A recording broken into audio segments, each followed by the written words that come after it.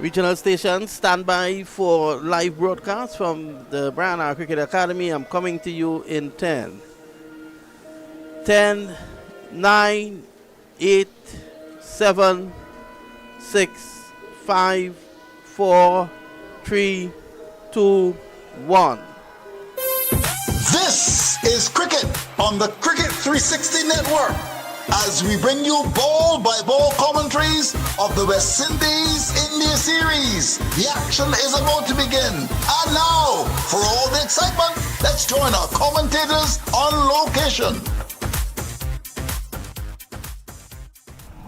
Well, welcome to the Brian Lara Cricket Academy in the beautiful South Trinidad. We're here for what should be an epic encounter between the West Indies and India. It's the first of 5 T20 internationals. The West Indies, they have started well by winning the toss, and they have decided to take first strike. The West Indies, of course, making some changes from the ODI team, and I'll quickly go through the West Indies team with you. Rovman Powell, the Jamaican, is the captain. Kyle Myers, Brandon King, Johnson Charles, Shemron Hetmeyer, Romario Shepherd, Nicholas Puran. And when he comes out here today, I'm sure following his exploits last week in America, there'll be a huge cheer for him. Share Hope is out, Jason Holder, Akil Hussain, Obed McCoy, Ruston Chase is out, O'Shane Thomas is out, and Alzari Joseph is in. Odin Smith is also out. So the 4 subs today: Share Hope, the ODI captain, Ruston Chase, O'Shane Thomas, and Odin Smith. On the Indian side, we have the 11 is Shubman Gill, the elegant Shubman Gill, Ishan Kishan, Surya Kumar Yadav, Tilak Varma is making his debut today, Hardik Pandya, the captain of the Indian team, Sanju Samson, Aksa Patel, Kuldeep Yadav, Yuzvendra Chahal, Ashdeep Singh, and also on debut today, the star in the last ODI, Mukesh Kumar. So the news from pit side is that the West Indies, they have won the toss and they have decided to bat first. Let me immediately say a very good morning to my fellow commentator, Ronnie Bikram Das. Good morning, Ronnie. How are you? Good morning, Vinod, and good morning to all our listeners out there. It's a pleasure being here. As you rightly said, the West Indies have done the first thing right in terms of winning the toss. Well, we're off and running. Here's Ashdeep Singh running away from us up to the wicket now. He bowls the King, and that one comes back in a mile. King was lucky to jam down on that. That one turned, and it swung back in, even bigger than Jack Warner going back to the UNC. And you could look at that, Ronnie. It came back and it dipped. Yeah, and that's what you'll get with Ashdeep Singh here. He generally swings the new ball a long way and gets a ball to nip back into the right-hander. And remember, King has that problem with that ball straightening on him. And he was bowled in the first ODI, and he was LBW. So he has to be wary of that. Here is Singh again. He comes in and bowls outside the awesome, driving to cover. And they should go back for 2. That was struck with tremendous power in the cover region, and they are able to go back for 2. So that's 2 to get the West Indies off and running, and they're 2 without loss. Yeah, Sky there, misfeeling that one. It was driven hard. He was looking to catch, to take it and throw for the run out. But in trying to do that, he didn't do the basic thing first, was hold the ball. And it did bust through his hand, and they were able to get 2 runs. Here's the Punjabi running away from us now, up to the wicket and bowls. And this time he edges down to third man. It goes fine into the boundary for 4. The Taruba crowd rises to their feet for the first time this morning. It's 6 without loss. Yeah, the first 2 bringing it back into the left-hander. This time he was just going on with the angle, the typical left-hander, just going across the right-hander, and he was looking to play that drive again through covers. But lucky for him, just one slip in play. So it was wide of that slip. The fielder at that third man, it was very fine, but was unable to reel it in. So this has been a good over, although it's 6 without loss. It has been a good over for Ashdeep Singh. He's up to the wicket now and bowls are driving and edging again. Down to third man. First slip did take the pace off it. So third man comes around. That's 1. It's 7 without loss. You might be tempted to say it's ugly runs, but it's runs nonetheless on the board. Yeah, bottom edge there from Brandon King. And the first slip did well. As you can see, Yeah, the bottom edge, and he did well to get a hand onto that. It was really traveling because Brandon King went very hard at that one, and it was traveling, and he did well to get a hand on it to kind of deflect it to that third man, and they pick up and he's distinct. Well, on strike now is Kyle Myers, the Barbadian, the son of Shirley Clark, the former West Indies under-19 captain. So cricket runs in his veins. On that note, let me say good morning to a very dear friend in Barbados, and that's David DeCourcy Fitzgerald Patrick Harris. Hope you're good and enjoying the cricket, sir. Here is Ashdeep Singh up to the wicket on bowls, and he's driving airy-fairy outside the off stump. That's true to the wicketkeeper Ishan Kishan, and the score remains 7 without loss. Yeah, this one just moving across the left-hander. It's amazing to see if they are going to go to that short ball ploy that we saw. That they found that weakness with Myers in terms of that short ball on the body, just above that shoulder height, where he gets in some problem in playing that pull shot. Well, there's a man posted on the deep backward square boundary for that. Ashdeep Singh, this has been an over where he has shown tremendous variety. Here he is, up to the wicket now. He comes into him, and again driving loosely outside the off stump, beaten. He looks down at the umpire and also where that marker is. It's the end of the over. The latest score after 1 at the Brown Arrow Cricket Academy. The West Indies winning the toss and batting first. They're 7 without loss. Yeah, very eventful over there by Ashdeep Singh. Bowled some pretty good balls.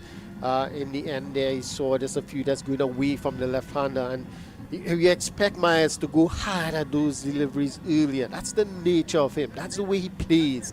He goes hard early, and he takes advantage of the power play. And if he gets off, well, he's going to score a quick 30, 40, even more if he carries on long enough. So they're going to be wary of that.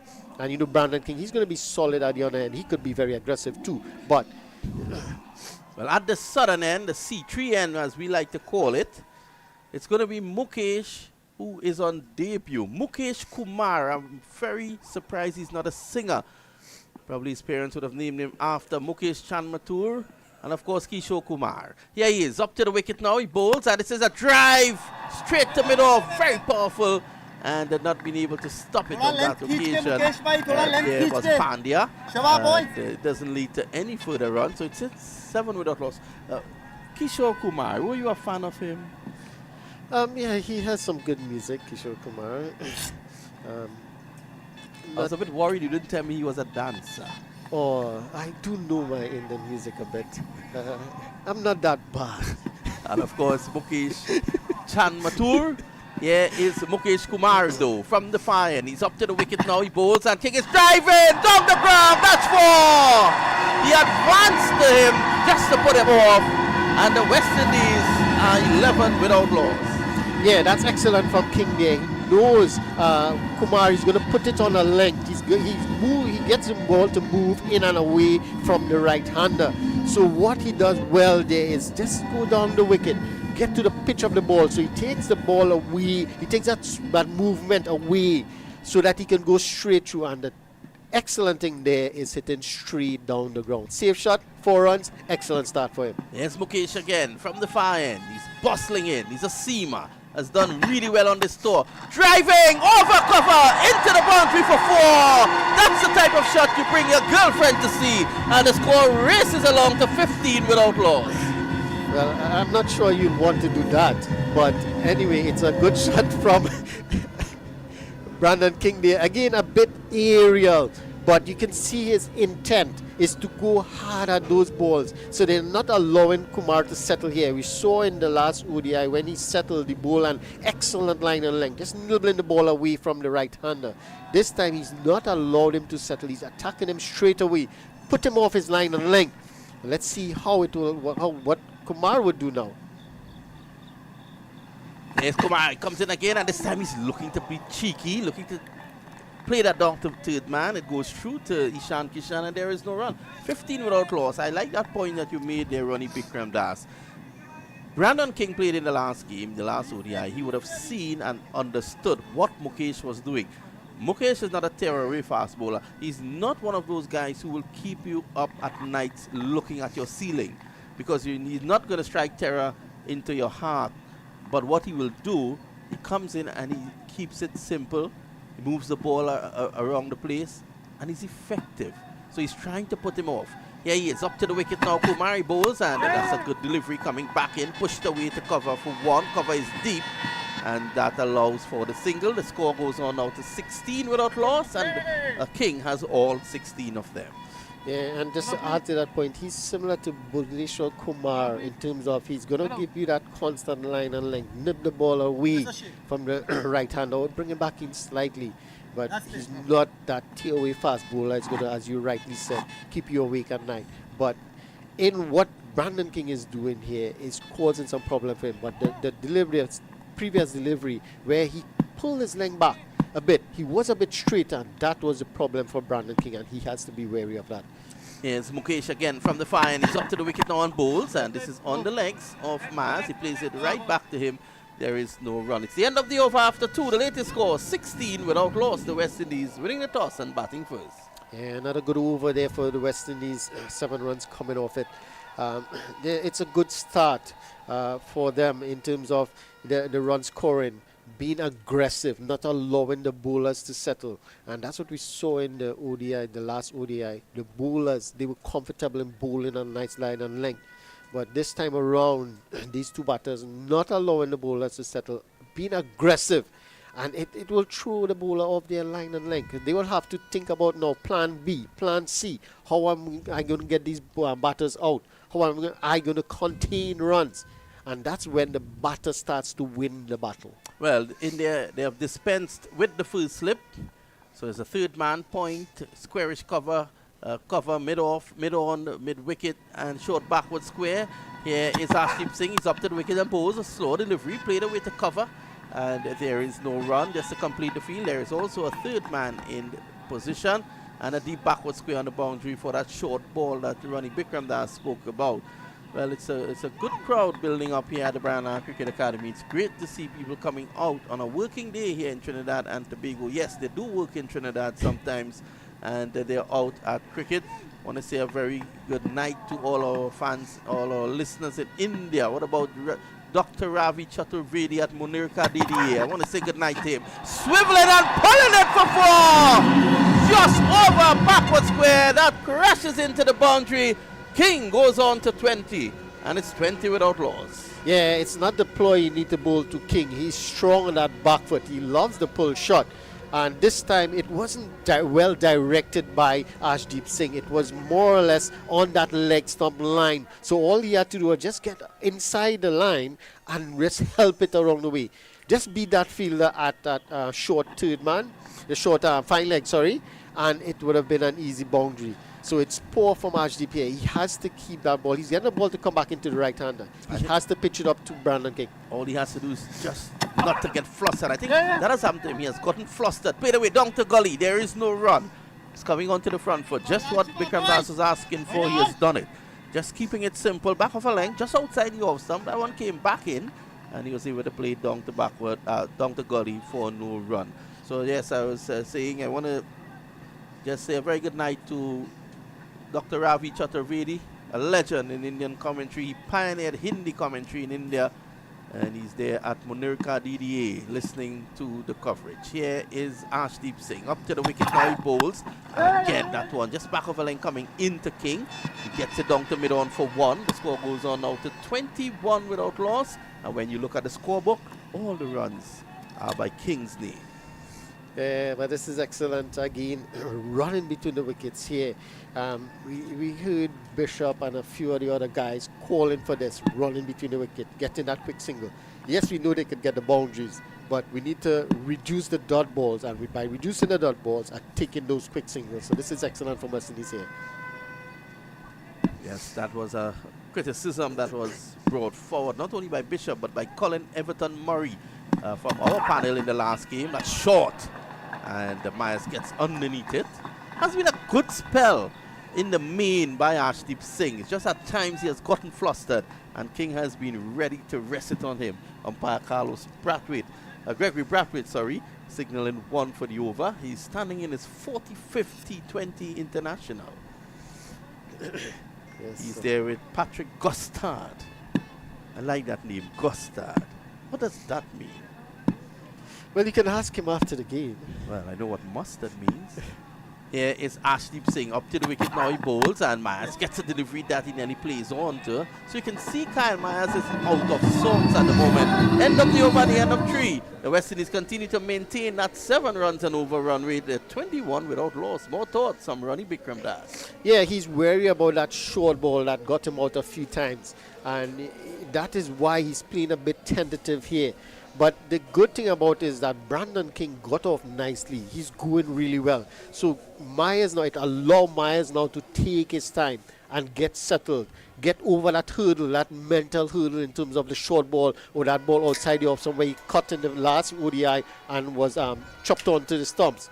So he can get over that mental hurdle now and take a few balls, see what is going on, see what is happening, and get himself into an innings. So it works both ways here in terms of what King has done. Not only has he got West Indies off to a good start, but he has allowed Myers now to work his way into an innings. Well, Aksa Patel is on. He has taken 37 wickets and 41 T20 internationals. Aksa Patel made his international debut in Dharamshala, which is up in the hills of northern India. And he's here down just under the hills of San Fernando, the San Fernando Hill. This ground is nestled in that region, and it's a wonderful facility here. So it's going to be Aksa Patel, and this is going to be a key period of play. Remember, we're still in the power play, and he's bowling to a red-hot King. King gets his delivery, pushing forward, takes the inner half of the bat, goes to short mid-wicket, and they take a single. I think that Maz might be a lot more at home with Aksa Patel. Yeah, definitely the ball will be coming into him, but Aksa Patel is quite skillful in the way he bowls. He bowls that quicker ball. He has that one that goes straight on and deceives a lot of batters. So Myers still has to be careful and wary of that.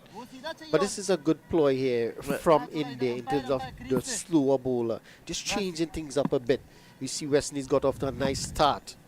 So backward square and square leg, just waiting for the delivery angle into him. This time he pushes it down the ground, down to long on for 1. So that's one more. Maz has finally gotten off the mark after 6 deliveries. The score is now 23 without loss. Yeah, Aksa Patel not looking to really spin the ball. Just starting it in there on a nice line and length. Yours, boy. Delivery, arm ball coming into the right-handed King. He's forward. So मेरे को Aksa लग रहा है अभी ये Patel SVEEP सा देखेगा. just looking to cool the tempo a bit. That's exactly what he's brought on to do.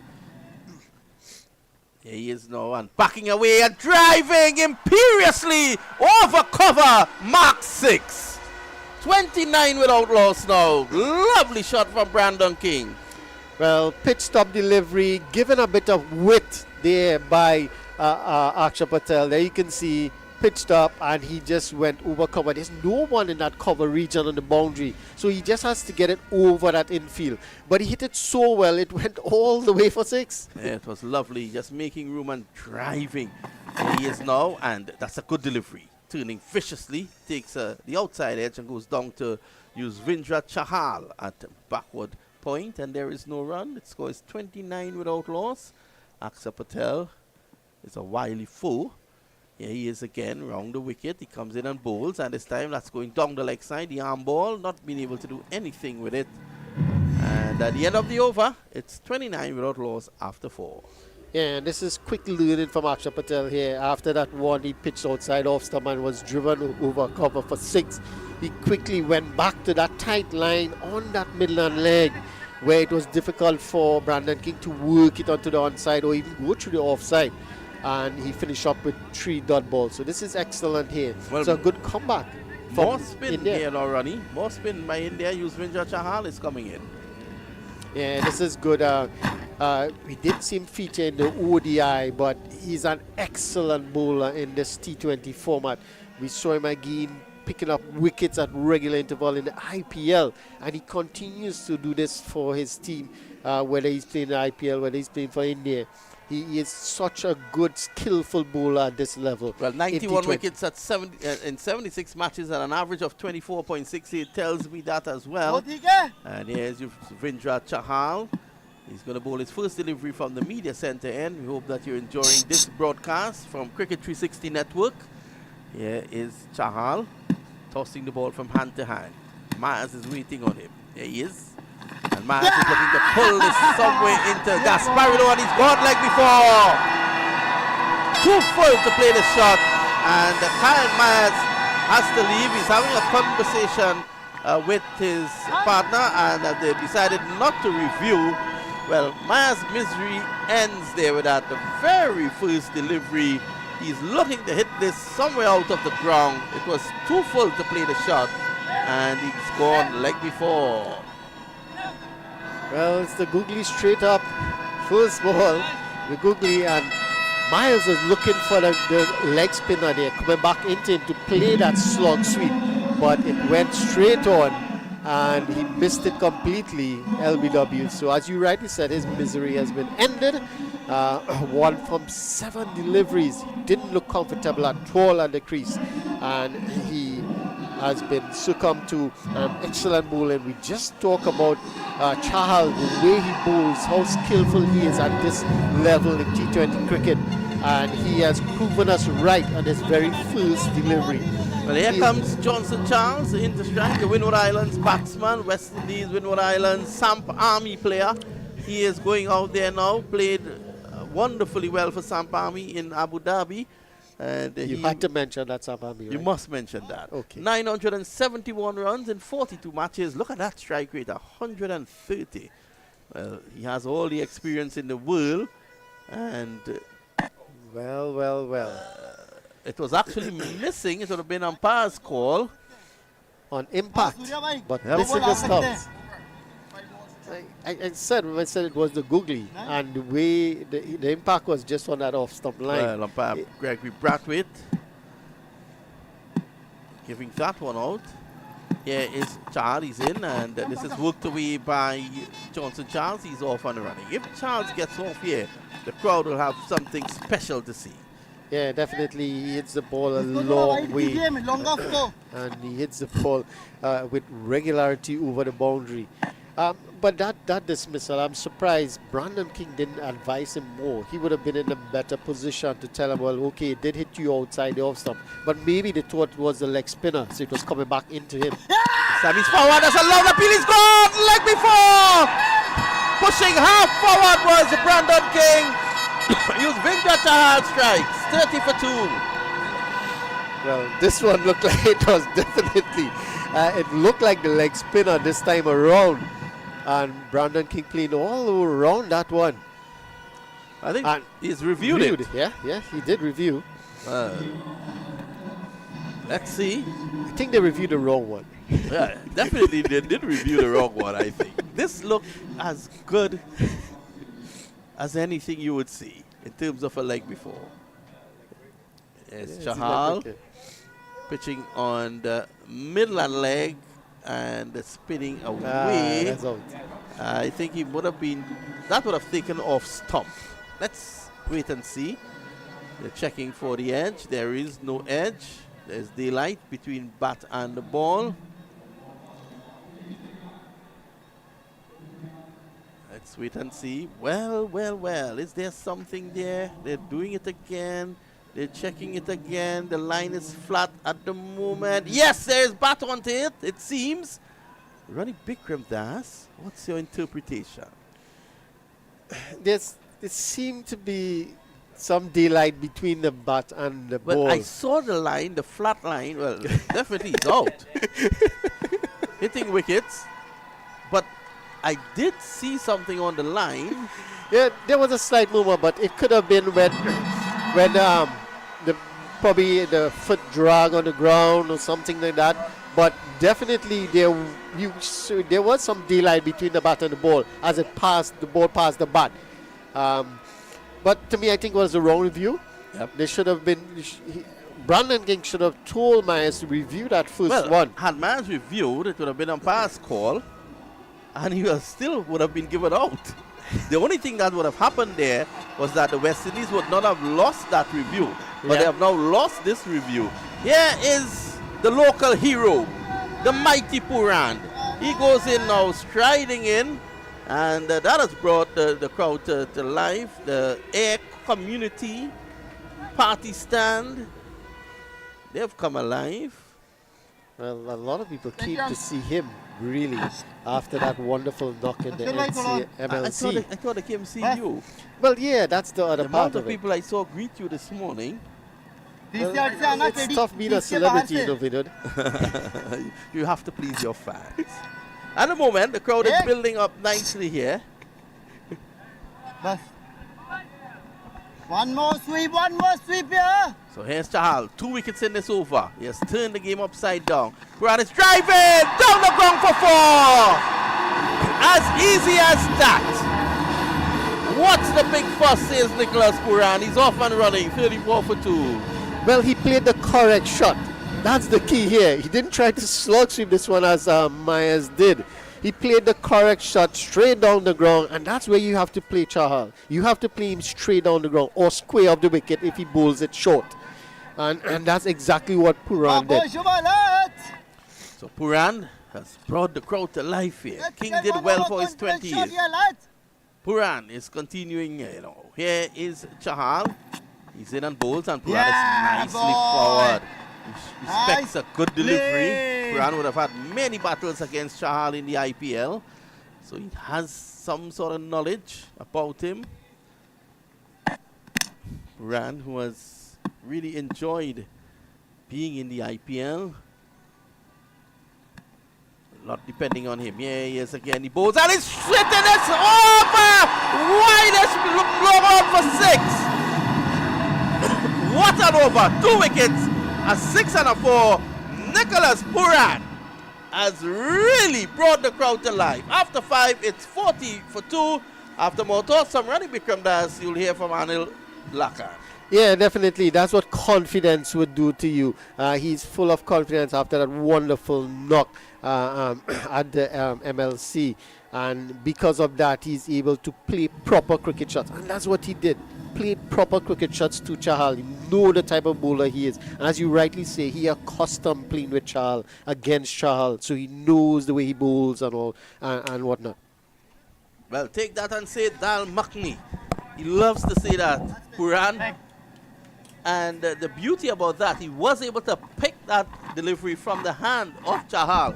This is why he was able to play that shot with such conviction.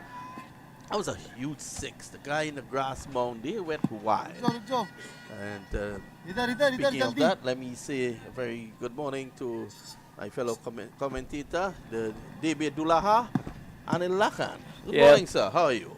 Good, thanks, Vinod. It's Aksa Patel from the southern end. He bowls and Johnson Charles drives. There is no run. Fielded at cover. 40 for 2. The West Indies are after 5 overs. So normally in a power play, you would look to get between 45 to 55. You may want to give a wicket, possibly 2. You think the West Indies will be happy at this point? I think they will be a bit disappointed, Vinod, in the fact that they've lost 1 wicket too much in this power play. Worked away for 1, just forward of square. So Puran comes into strike now. But it's interesting enough, Vinod, that both spinners are on this early in the innings. Normally, the spinners would have been implemented during the middle overs of the T20 game. But because the West Indies have gotten to a really good start, the skipper, Hardik Pandey, decided that there is something on offer for the spinners. I haven't seen that in the last game. There's Aksa Patel. He continues now to Puran. Puran is pulling this over square leg. It's running away. It would not get to the boundary. And they're going to come back for 2. So Puran has come in there as a man possessed. He has moved on to 12 of 4 and the score is 43 for 2. Yeah, Nicholas Puran in some sublime form indeed, scoring that magnificent 137 to take his team Mumbai to the MLS victory in the finals. Yes, Patel is into Puran. He's slitting this straight out of the ground. It's down to the apple trees. I've never seen a delivery crash into the apple trees at the southern end. Pitched up and Puran. I tell you, this man is amazing.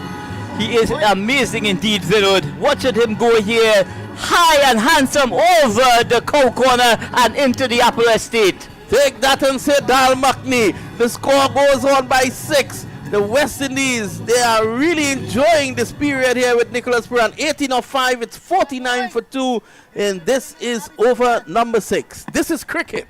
and you're enjoying it here on the Cricket 360 network. Here he is now. Puran is pulling again. Not in total control, but it goes for 4.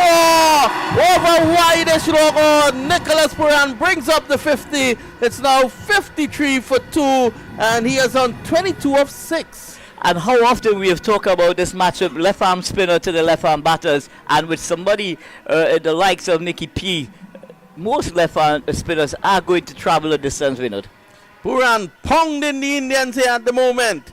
Nicky P is showing tremendous power. Here's Aksa Patel. He's in out to Puran. He's flicking this away just behind square for 1. There's a chance to run out of the non-striker's end, but he gets in.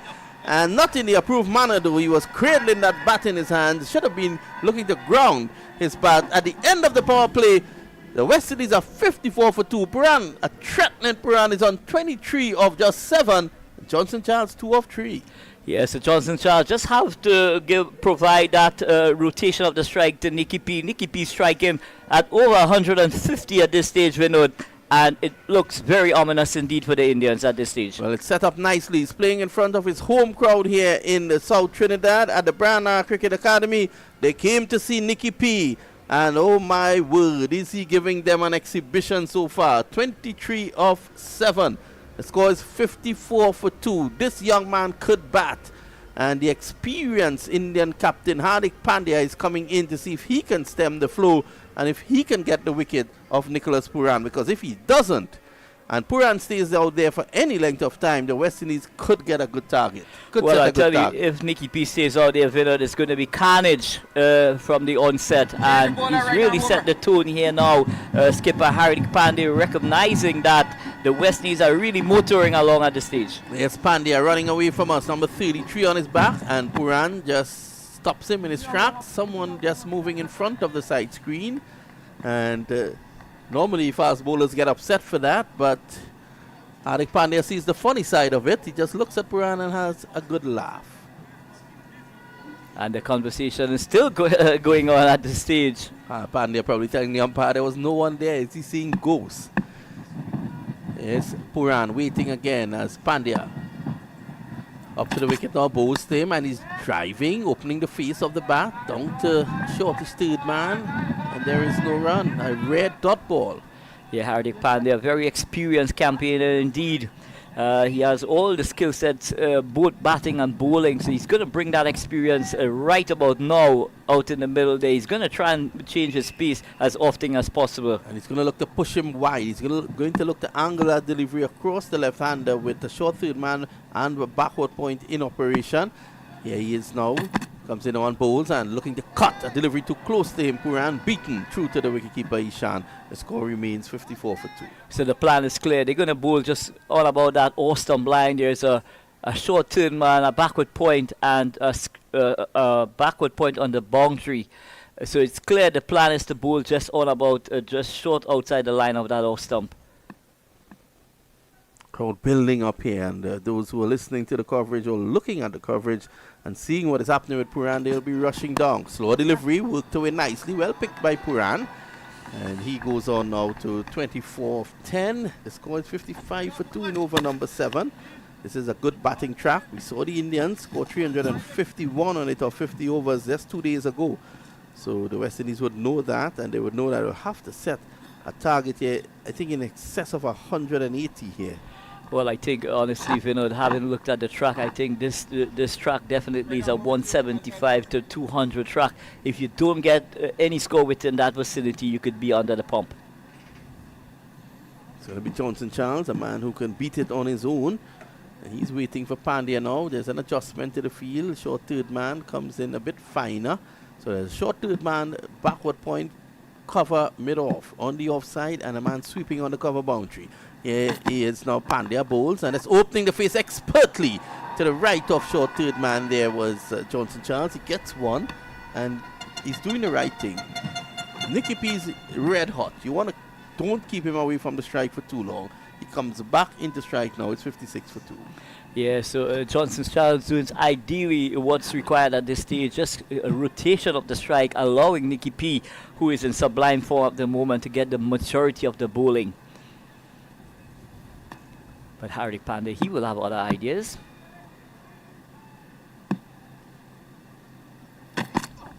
short. And a quick hand jab at that. It's going to go down to a wide-ish long on, more of a corner region for one. But it's amazing, the bat speed of Nicky P. The amount of bat speed he gets through the ball is amazing. Yeah, 57 for 2. One delivery to going over number 7.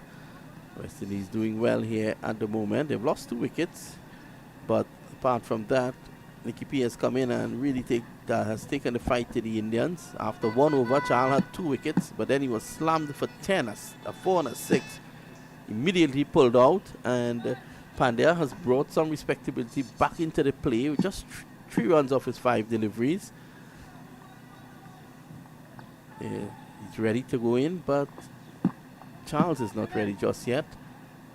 So that's like sweeper on the boundary. He's brought a little squarer. He's actually on the point boundary now. This time he's in, and again Charles looking to get the single. It's not there. End of the over at the end of over number 7. The latest score of the Brown Eye Cricket Academy. West Indies winning the toss and batting first. They're 57 for 2 after 7. So the West Indies continue to fight here at the Brown Eye Cricket Academy. Nicky P coming out here and continuing to take the fight to the Indian bowlers. 25 from the 11. Johnson Charles just providing that support that's required at this stage. So with that carnage that took place in the last 3 overs, Hardik Pandey, he has to make some adjustments as well. And we're going to see a change, another change from the southern end. It seems to me it's going to be the left arm Chinaman bowler. Yes, it's going to be Kuldeep Singh, is it? Thank you. Kuldeep Yadav. Kuldeep Yadav. That's Yadav, who created havoc the last time he played here in the T20 last year. 29 matches, 46 wickets. Look at that average, 14.48. And he called off 6.8 and a best of 5 for 24. So he is a handful. He's definitely going to be, could prove a serious handful for Puran. He's going to spin the ball away from the left-hander. Here he is into Puran. Puran is sweeping nicely. Down to Arshdeep Singh behind square, and there is no run. But interesting enough, that this India team, they've played 3 specialist spinners in today's T20 game, and it just proves how much they've seen from this pitch from the last day. So Puran batting outside his off stump. Just to get closer to those deliveries spinning away from him. This time he's back, deep in his crease, works it away, down through mid-wicket. And they take only 1. Could have probably put some pressure on the fielder. Fielder was very deep. Score was under 58 for 2. What they need to understand here, Anil, is that Kuldeep Yadav has only 4 overs to bowl. Yeah, so it's situational cricket that's required at this stage. If you don't give him any wickets at this stage during his bowling spell, you will have wickets in the shed where you could really press the accelerator in the back half of the innings. So let's see the change in the field now. Backward square goes into short mid-wicket. So there's no one just behind square. Remember, he's turning that ball into Johnson Charles, but he possesses the googly that will go the other way. Charles is going down the ground. It's in the air. It's in the air a mile. It's going to drop. Brilliant catch. Listen to me. We have just witnessed one of the most brilliant catches. Tilak was running all the way, it seems, from Tabakit, and he ran down that ball and was able to take the catch. I thought that was going to drop in between Tilak and the fielder running in from long on. But look at this. It's first the beginner struck the toe end of the bat. He did not get all out that he wanted, and there was Tilak on debut. My oh my, that catch is reminiscent of the catch that Kapil Dev took at the 1983 World Cup to dismiss Viv Richards in the same position. Yeah, the master himself, the legend, Viv Richards, but Tilak running about 20 yards to his left, really taking a spectacular catch to get rid of Johnson Charles. But just when we felt that the West Indies was really consolidating, here we lose a wicket at a critical juncture in the We're inning. just saying, the guy has 4 overs to bowl. You don't want to give him wickets. You don't want his tail up. Rovman Powell, the West Indies captain, is in there now, and he needs to understand that you knock him around, a bad delivery will come, you take advantage of it, but there's no need to do what Johnson Charles did just now. No, 58 that for was 3. Yeah, that was absolutely unnecessary. He should have just tucked it into acreage of space on the leg side, give Nicky P the rotation of the strike, and just continue to work his innings. If you look at the manner in which Hardik Pandey played in the third ODI, he just set himself there, he walked himself, get himself in, and at the back end of the innings, he was able to press the accelerator and give Team India a mammoth total of 351 to defend.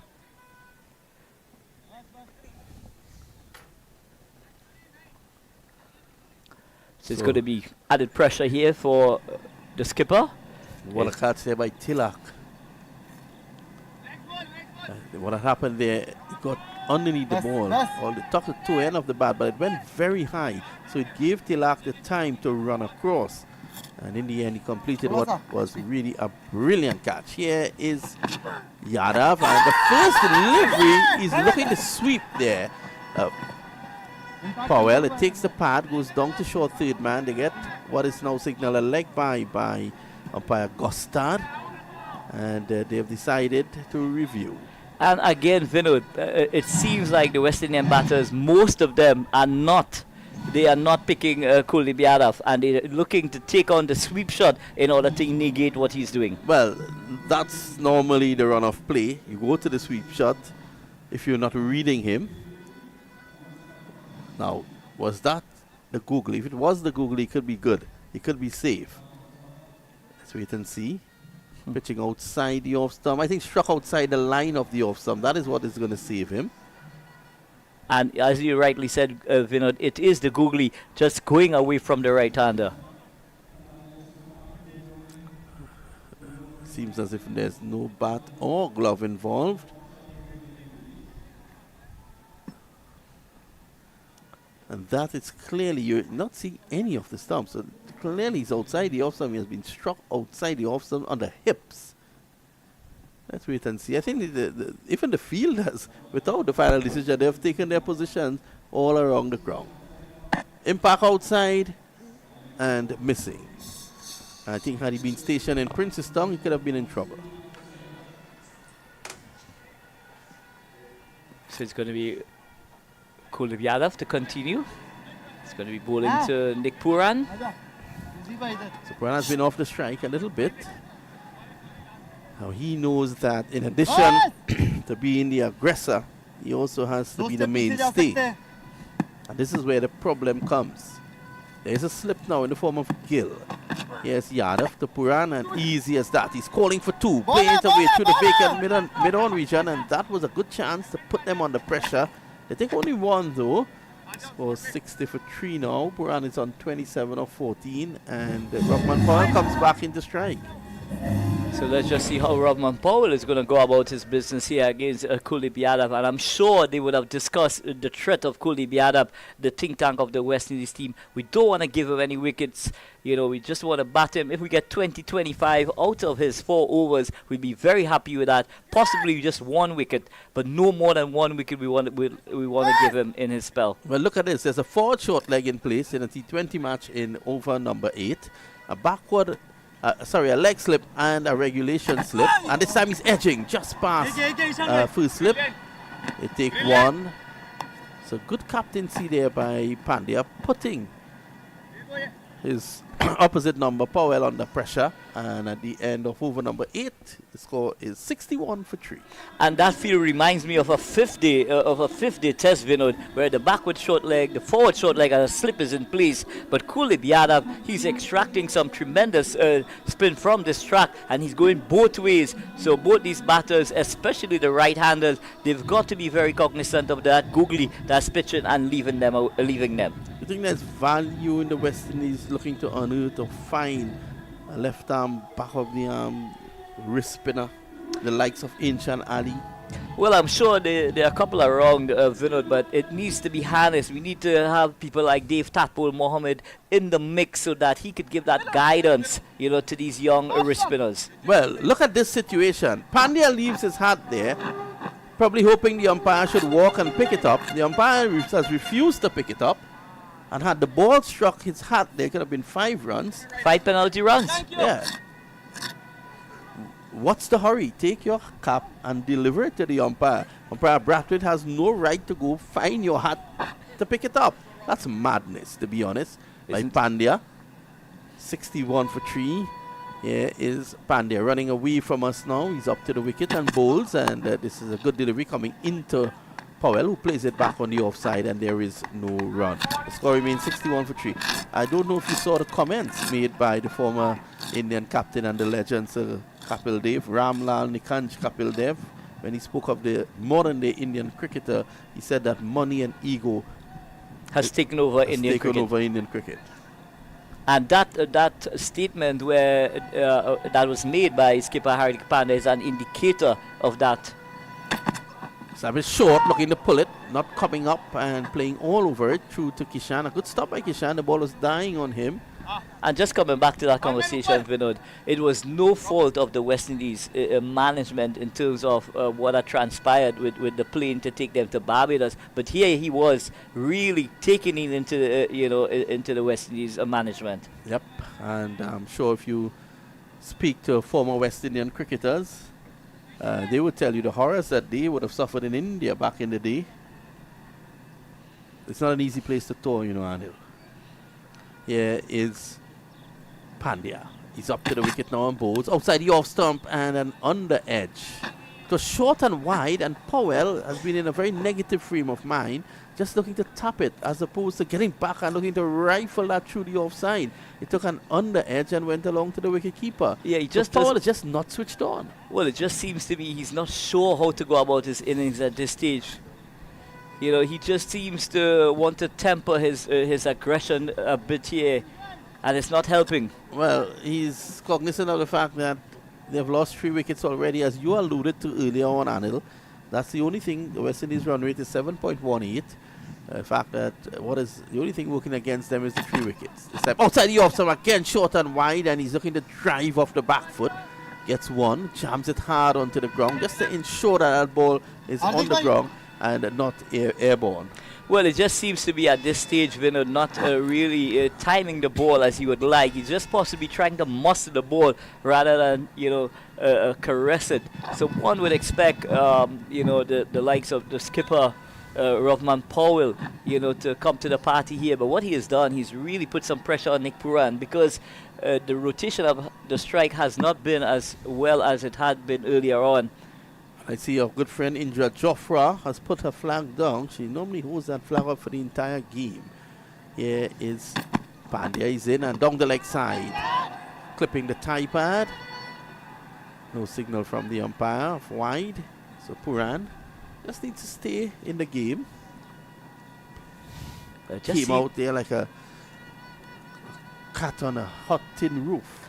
Well, the team in the captain Hardik Pandya, recognizing that Nicky Pooran was really getting into the spinners, decided to change up the pace of the game. I'll tell you something, some of those innocuous deliveries that he has bowled in this over to the right-handed Powell, if he bowls that to Nicky P, he's going to be out of here as very, very quickly.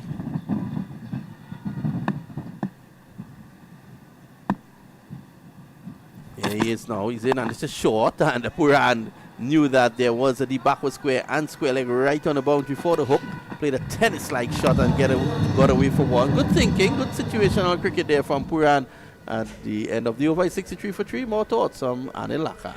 Well, the West Indies continue to battle here. Rovman Powell, the skipper of the West Indies team, he needs to come to the party, and he needs to come to the party very quickly indeed. And again, we've discussed earlier on, Vinod, the inability of some of our West Indian batters to get rotation of the strike, and again we are suffering as a result.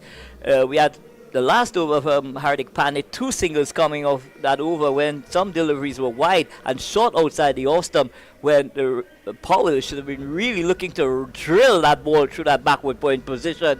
He just only succeeded in getting a couple on the edges. Yeah, well, Pooran he just called back his captain. Just have a word with him. It's going to be yard after continue, 1 for 3 after 1. I think Pooran might be better equipped to handle Yadav in this over. Let's see how he goes about it, though. There's a first slip in Gill. There's a backward square in Chahal. Backward point as well. Squarish cover in the captain himself. Pandya. Here is Yadav. He's in and bowls to Puran. Puran is playing him very late, reading him off the pitch down to backward point, and there is no run. The score remains 63 for 3. Yeah, so well flighted Chinaman there from Kuhl Yadav. Nick Puran just looking at it until it does this work. Yadav in. Puran is clipping it nicely. He's calling for 2. Down to deep mid wicket. They should get 2 here. This is good running. So 2 more. There's a huge vacant area between a backward square in the 30-yard circle. In fact, the only man on the leg side in the 30-yard circle is Chahal at a backward square. So there is runs to be had. Of course, he's looking to take the ball away from Puran. So he's asking him and inviting him to play there. That last delivery was just pitched up too much. Reverse sweep. Down to backward point. It's running close to the boundary. Fielded down there. And they're going to come back for 2. Good bit of work again down there on the boundary by the debutant Tilak. And they come back for 2. 67 for 3. Puran goes on the 32 of 19. Good shot. That's why it's so difficult to bowl to someone like Nick Puran, who has the conventional sweet shot as well as the reverse. So he's taking that ball from outside the line of the leg stump and hit it down to deep point. Sammy's back and playing it down quietly. Goes behind him. Kishan guides it towards the stumps. No damage done. Yes, the score 67 for 3. So Puran could play the sweep shot. He could also play the. He could sweep you and he could vacuum you as well. So that is hard to bowl to him there. Yeah. So just coming back to the conversation between Nick Puran and the skipper, is it a case where Nick Puran has told him, "Listen, I will handle Kuldeep"? I think so. Easy as that. Whipping him down behind square for 1. So Yadav is over. 5 runs coming off it. Easy batting. And all Rovman Porrell needs to do is to really survive this last delivery. Yep. Now, they've moved Chahal, who was at backward square. They've posted him on the boundary now, a deep backward square. Of course, forward short leg comes into position as well. Here's Yadav tossing this on up and driving nicely. Square off the wicket down to Samson, who's on the boundary, and they get 1. It's the end of over number 10. At the end of over number 10, we take a short break. Drinks are on the field. The West Indies 69 for the loss of 3.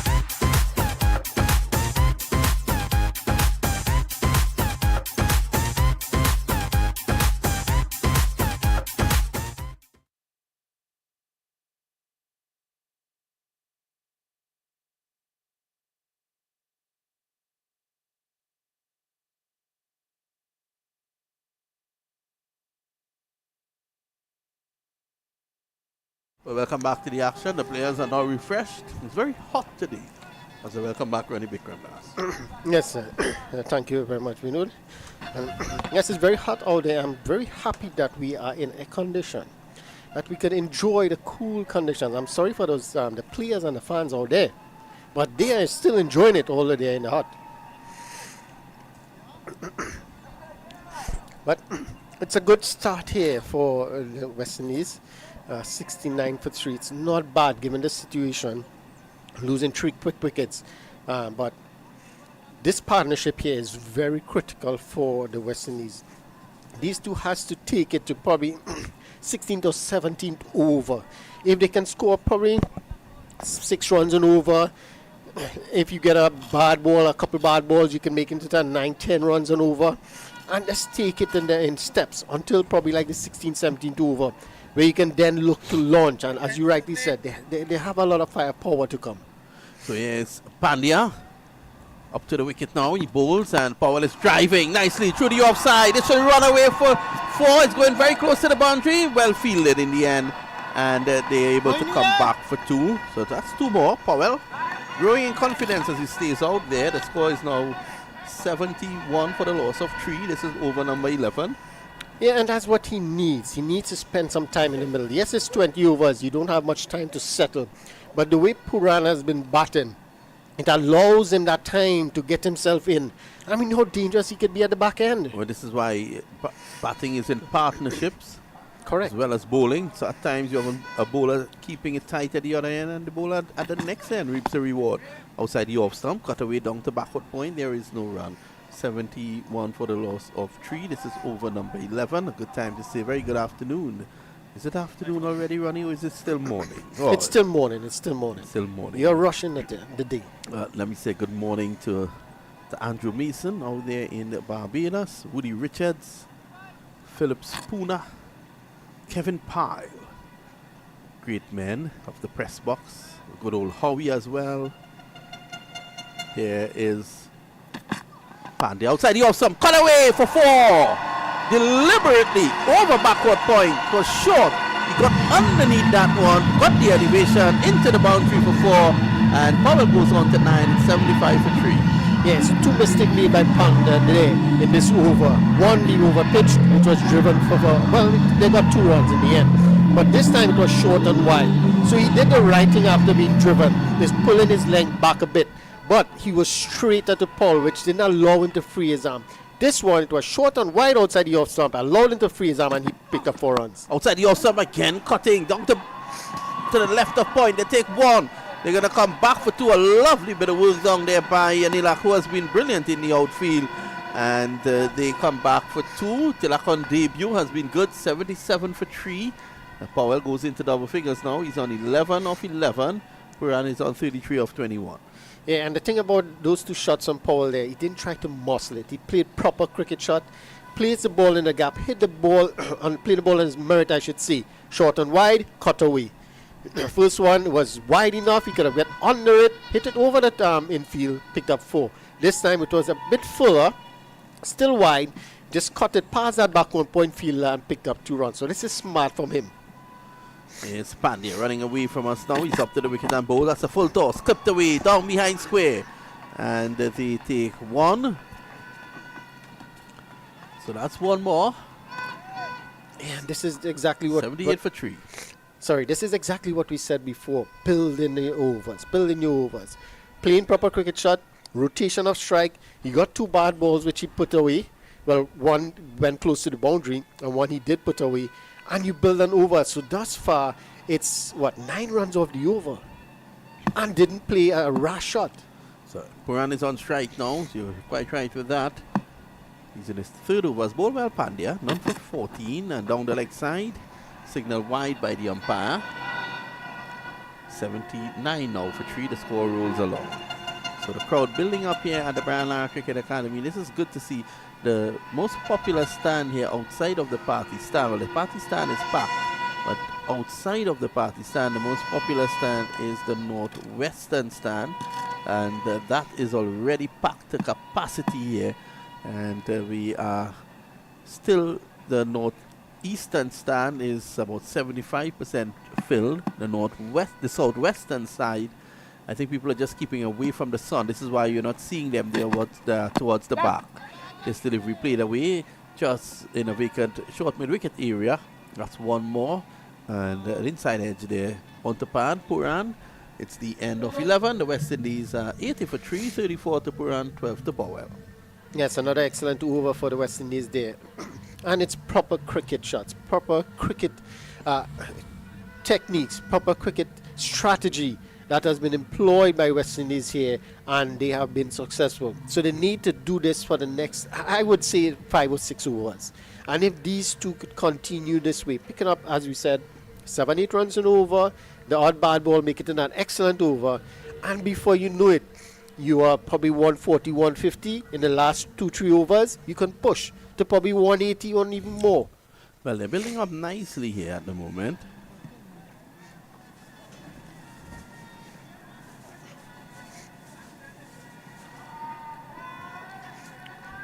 DK.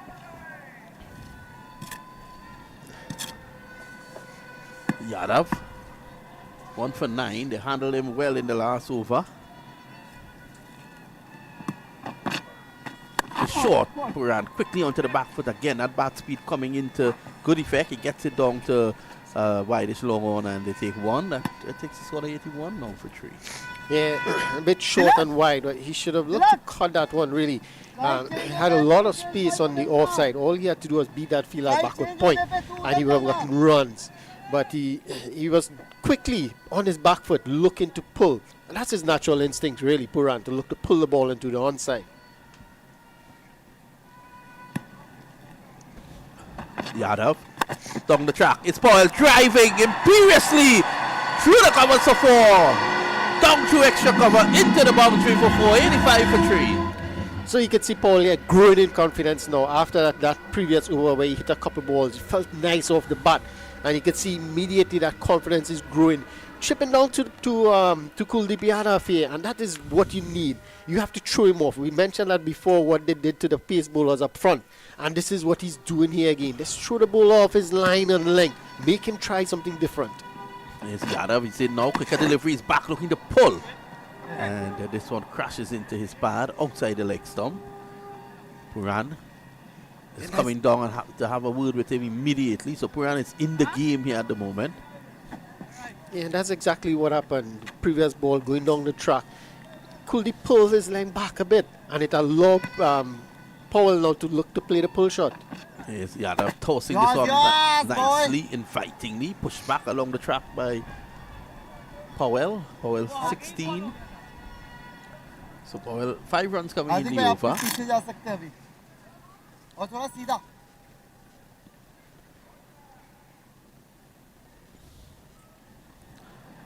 Crowd just waiting for something to happen here. They have been in the game. Down the track. Powered very quickly down to long on. They take 1. Powell is a strong man. He goes on now to 17. The score is 86 for 3. Puran comes in the strike. He's on 35. Yeah, and this is good from Paul there. Down the track again. He wasn't there to the pitch of the delivery, but what he did was look to hit straight. He didn't look for power to hoik it onto the one side. He looked to hit straight, hit it down the ground, get a single, and that is excellent. Rotation of the strike again. Yes, Yadav is in to Puran. Puran is deep in his crease. That was short. Yeah. He works it away down to a wideish long on. Only 1 this time. So they're just keeping the scoreboard ticking over. It's the end of Kuldeep's 3rd over. 1 for 16. And it's 87 for 3. And there's an Australian sitting next to me. That's a number that the Australians don't like at all. 87. Why is that running? It's a long history behind those numbers, but it's too much to really get into right now. Probably we'll have a discussion about that later on, but at the moment, it's the Indian spinners, apart from Kuldeep Yadav here, who really bowled well. He was taken apart a bit. I shouldn't say taken apart in the previous over, where he got a boundary, but an excellent shot from Powell. But they did exactly what is required at this time. Not allowed him to bowl to a particular line and length. Turn the ball around, rotate the strike. When he bowls that bad ball, take advantage of it. And that's exactly what they did. and that over went for 9 runs. Yeah, well, Chahal is back now, and he has bowled 1 over, 2 for 11. So he got a 6, a 4, and 2 wickets in 1 over. Yuzvendra Chahal. So here he is now, bowling from the northern end. Chahal in, and this time off the back foot. Puran plays it back to Chahal. There is no run. Score remains 7 for 3. After this over, there will be 7 more to go. He is now again. Charles is worked away. He wants 2 here, just for the square. And Powell screams no. So that's 1. Let's see how Powell goes against Chahal, the leg spinner. He will fancy himself. The West Indies will be looking, these two, to probably take it down to about 16 overs without losing a further wicket and then pull the trigger. Yeah, that's exactly what they would want to do. And Chahal back into the attack. And we know how dangerous he could be in his first over, picking up 2 wickets. But Puran also took liking to him. But he would fancy himself here. He likes to take on the challenge. He likes when a batter challenges him. Try to be aggressive to him. Try to attack him. That's when he's his best. This time he's looking to pull, and pulling well down to deep mid wicket. That's 1. Paul was rehearsing the shot while he was chipping down the wicket. And Sanju Samson saw him just chipping down, not minding his business as such, and hurled the ball to his end. He had to get the skates on, but did make it safely in the end. So that's good awareness from the Indian fielders. They have been very well on the field thus far. This time it's pulled away by Puran. There is protection on the boundary at deep square leg, so that's just 1. But a good shot. You can hear the thud of the bat. 90 for 3. This is over number 13. And you can see Chahal here just slowing it up a bit. The first over he bowled to Puran, and Puran took him down. He was quicker to him. And this time he just slowed his pace a bit, and it was difficult. We saw Puran there not being able to middle that one. Had he middled that, it would have been 6 more. So this is good from Charlie, as you said before. He likes the challenge. He likes the bowler, the batter's being aggressive to him. It shows his skills. Down the track, pulling down to a wide-ish long on. They take 1. Samson is there. So just 1 more. Just can't get it over the ropes here, or for 6. And but they're taking the singles at the moment. They've had 4 in this over. Good comeback over here. 2 for 15. Chahal in his second over. Yeah, that was a bit of an inside edge, really. He didn't get the connection that he was looking for. But again, looking to it straight. That's the good thing about it. When he chips down the wicket, he's not looking to go across the line, looking to go straight, and that's what you want to do. Yes, boy. Yeah, he's now to Puran. Puran is pulling again. Only a single down to the backward square on the boundary. And twice Tilak has misfielded, but they haven't been able to take advantage of it. 5 runs coming in the over at the end of 13. The score is 92 for 3, 39 to Powell, 19 to Powell and 39 to Puran. Yeah, Puran batting really well. That's fun. He has to stay till the end. Both of them, if they could stay till the end, it will see the West Indies to a very good total. But Puran in particular has to bat till the end. And just to go back to that over, we saw Chahal bowling a bit straighter to Puran. In the first over, he bowled to Puran where he was hit for a 6 and a 4. He was a bit wide outside the off stump. So he immediately learned from that, bowled it a bit straighter, and he had Puran now looking to hit the slog sweep all the time and not making proper contact, because 2 things he did right there was change his line, bowl a bit straighter, and as well slow it up.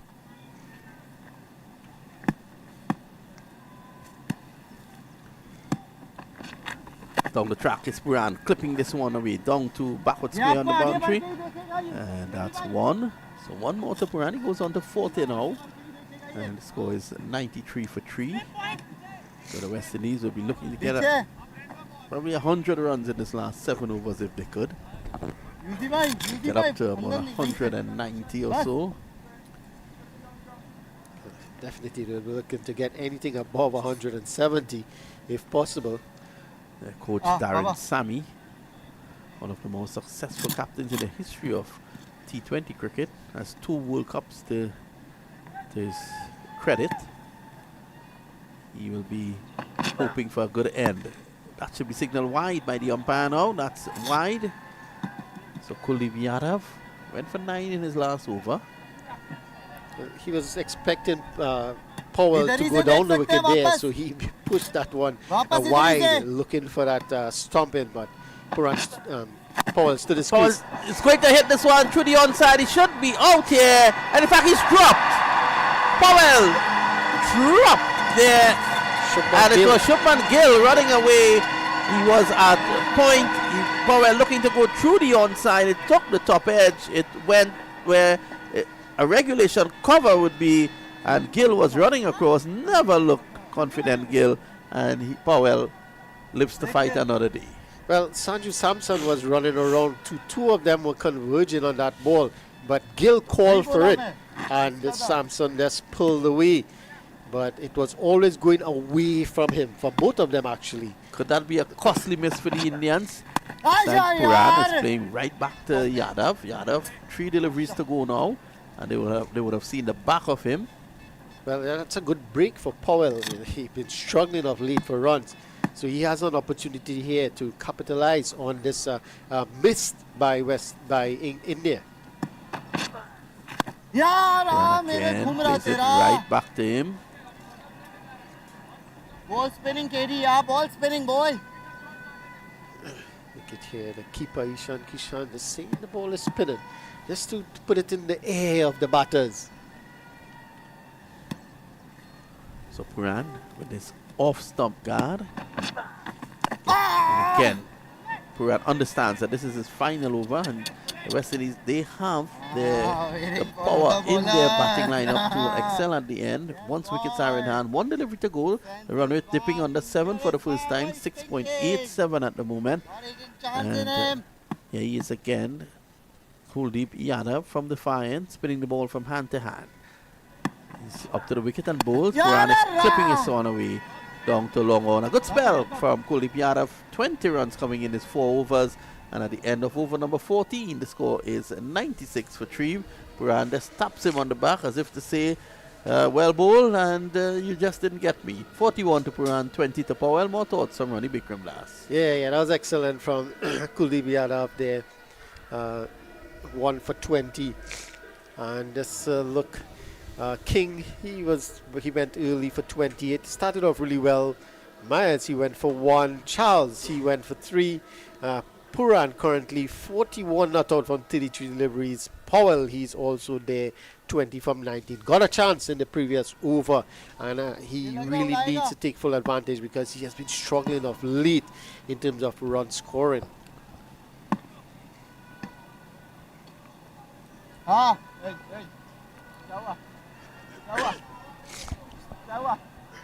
a late change there, late decision.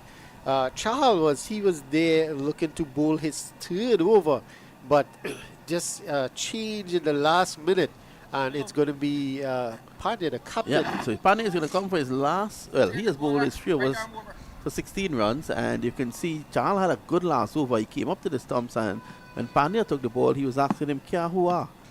Meaning, what's up? What happened? So Ronnie thought I didn't know Hindi. Here is Pandya. He's up to the wicket now. He bowls, and this is Puran pulling this one away. He could get out here. He's gone. Puran goes, and Pandya strike a big blow. Here, Puran not getting hold of it. He pulled it down to deep mid wicket, and the catch taken low down. Puran has to go for 41. Pandya, he strikes. Yeah, that was a seam-up delivery, a quicker one, and I think he was probably beaten. He was expecting the slow ball, and Pandya this time, the seam-up delivery, quicker one. He was onto him quicker than he expected. Hit the top half of the bat, and it went straight into the hands of that fielder at deep wicket. That's Tilak Verma taking another catch. So he is having an excellent debut on the field. Puran leaves a 41 of 34. And he has to go. Shimron Hetmaya follows Puran in now, and Hetmaya hasn't been in the best of form, but he'll want to fire here today for the West Indies to see if he can get them to a good score. With Puran going back there, the Indians have really struck a vital blow. Yeah, that's a critical wicket and a critical time in the match too, in the 15th over, when you think, that's the time they will be looking to set a platform to launch, really, and go big. And they have lost the big hit in Nicholas Puran, who was well set on 41. So how telling that could be. But remember, there's still the likes of Powell, who's there. Got a chance. Hetmyer, we know how dangerous he can be if he gets off. But he has been having a horrid time of late with the bat, and his last 3 dismissals is something that he wouldn't want to remember. Looking to reverse, looking to paddle super ball, getting bowled, chipping one to cover. Very, very poor dismissals by his standard, and he would want to make amends for it here in this innings, because remember, he was recalled to the team, having done pretty well at the franchise level throughout the world, really, and has been given an opportunity here. But he needs to show that, yeah, he is prepared. He's here to deliver for his team. So it's going to be Pandya to continue here. He runs away from us, striking in his last ball, driving nicely. Hetmyer through the covers, runs here, and the guy in his left-hander gets off the mark with a 4. Lovely shot. He just came forward and allowed the ball to come onto him. It was all timing, and that's 100 up for the West Indies. They're 100 for 4. Big smile on the face of Hetmyer. He will feel good about that. Yeah, and I like what you said, all timing, and that's exactly what it is. He got his front foot to the pitch of the ball. It was wide outside the off stump, but he didn't look to muscle it. It was pure timing, found the gap, and picked up 4 runs. So that will do him some world of confidence here. Let's see if he can continue this one. Not look to muscle the ball too early. This time he's back, gets a single. That was short. Get a single to square leg. So Hetmyer goes on now to 5. Again, there's short delivery, and you would expect Hetmyer to really pull that one, looking to hit that out of the ground. But he just swiveled on it. Got on the back foot, stood up high, just swiveled, hit it down really, just to look to get a single rotator strike.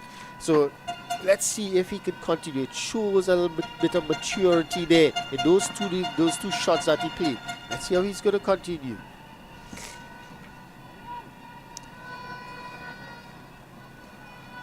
He's Pandya now. He's into the West Indies captain Powell. Slow delivery, beaten outside the off stump. Powell looking to drive.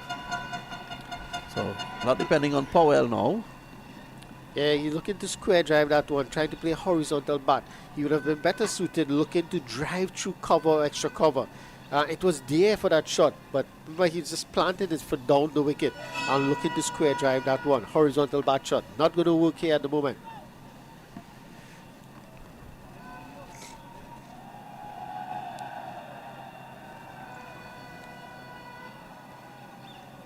There's Hardik Pandya again. Sitting on balls outside the off stump, driving and dropped.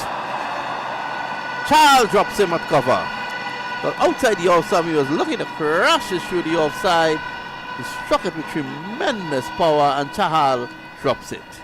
Well, that's 2 chances so far for Powell. Again, wide, and there you can see no footwork. The foot just going down the wicket and looking to really put power on that ball over to power it through the offside.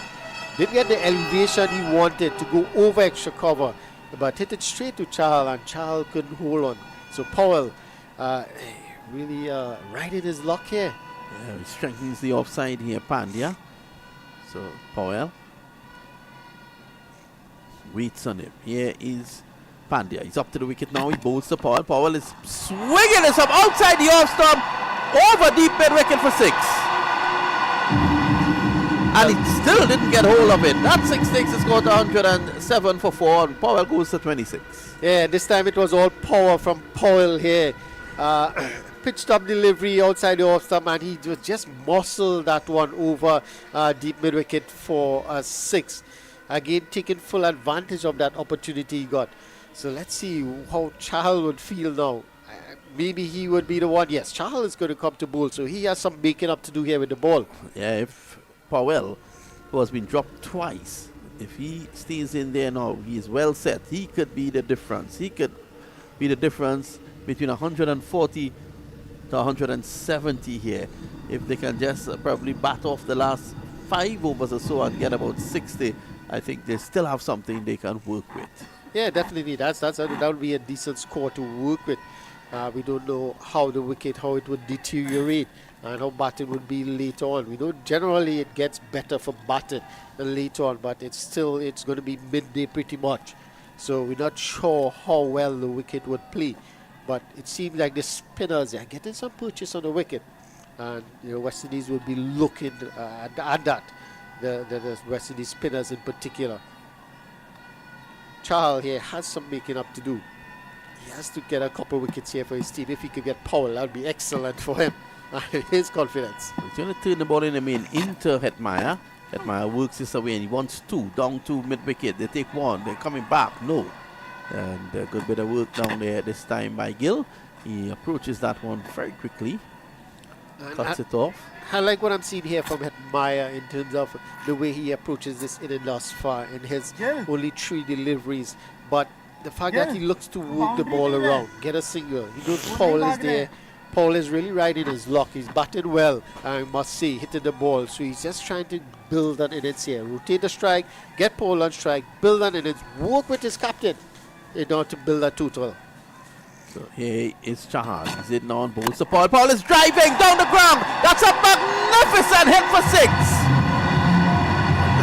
Well, Power on display here at the Brown Cricket Academy. The score goes to 114 for 4. He's on to 32. Well, Charles would not like this at any point in time. He dropped him in the previous over, and now the first delivery is hit straight down the ground. That's the thing about him. We mentioned it before. Powell looking to hit straight, and this one was straight down the ground for a huge maximum. And Charles probably wanted to know what to do now. He needs to get this wicket. I think he needs to pull his leg back a bit. Yes, Chahal, he's in now, and this time it's down the leg side, just looking to scoop it away, just over the head of Kishan. That's 1 more. Score goes on out to 114 for 4. 1 more to Powell, he goes on to 33. 115 in fact, he goes on to 33. And the score is 6 to Hetmeyer, who comes in the strike now. Yeah, that's it. So again, a quicker delivery. After being hit for 6, you expect the spinner to bowl a quicker delivery. And Paul is just looking to paddle it, just get the top edge. But it's will be Chahal this time wide outside the off stump, left alone. Well, he's really looking to cut that one square of the wicket, but it was a bit too wide and too quick by Chahal, and it beat the outside edge of the bat. So it's Chahal.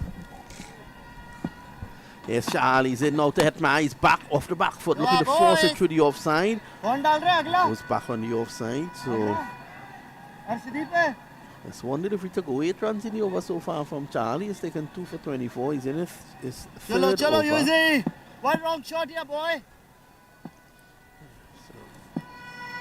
Here's Chahal again. This is flatter. He's back, cutting down to backward point. Hetmeyer, he can't get a run.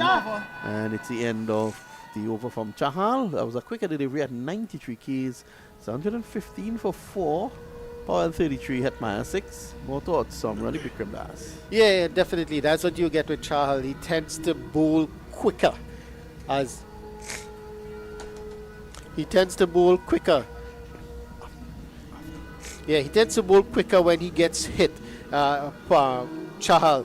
And in doing that, it allows the batter to rotate the strike or to hit him off, get runs. So he has to be wary of that.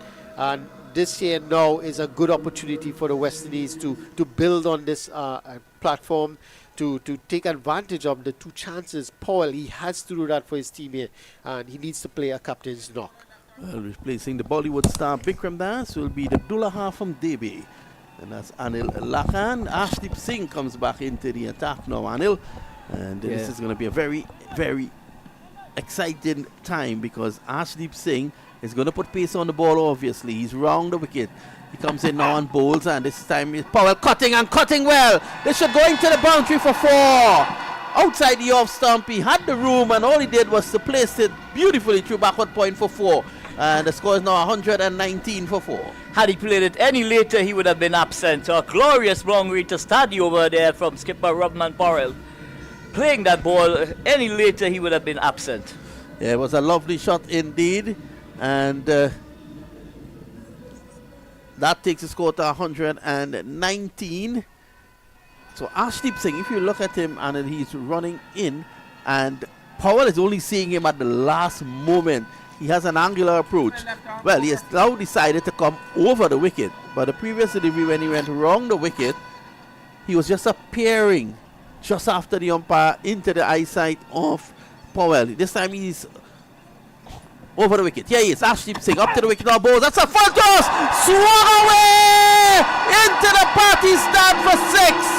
The party has started here into Ruba.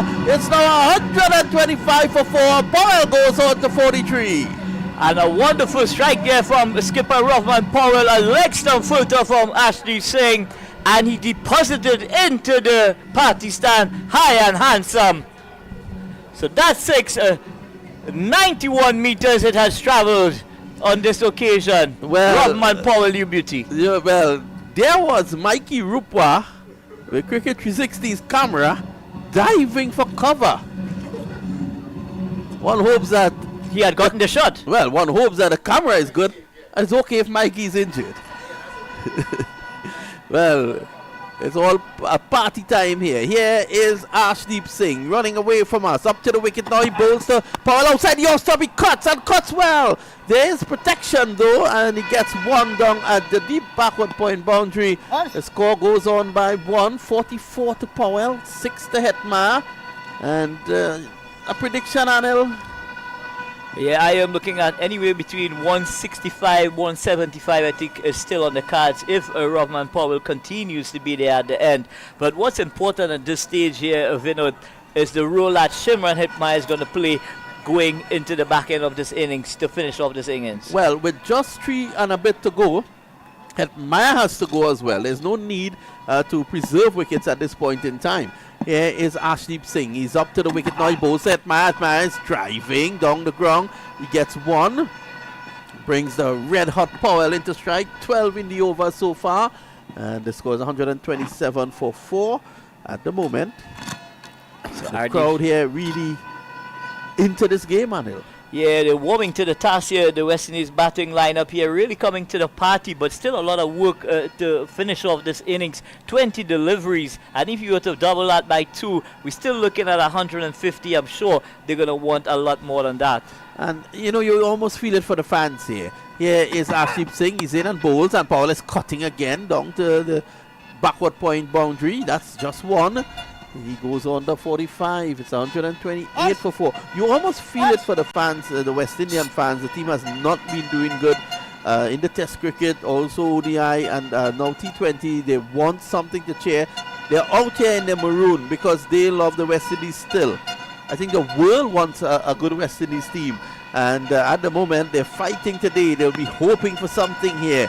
It's Ashdeep Singh just on top of the Defabet sign. He runs away from us up to the wicket now. He pulls that man. That's a short delivery. He was trying to play 10 shots against that, and it goes through to the wicket keeper. A good last delivery to end there by Ashdeep Singh. His 3 overs to 25, and in there holding sway a bit. 128 for 4. The West Indies will want to explore big time over the last 3 overs. Well, at this stage of the innings, India would be very happy with 128 for 4 at the completion of over number 17 with 18 deliveries yet to go.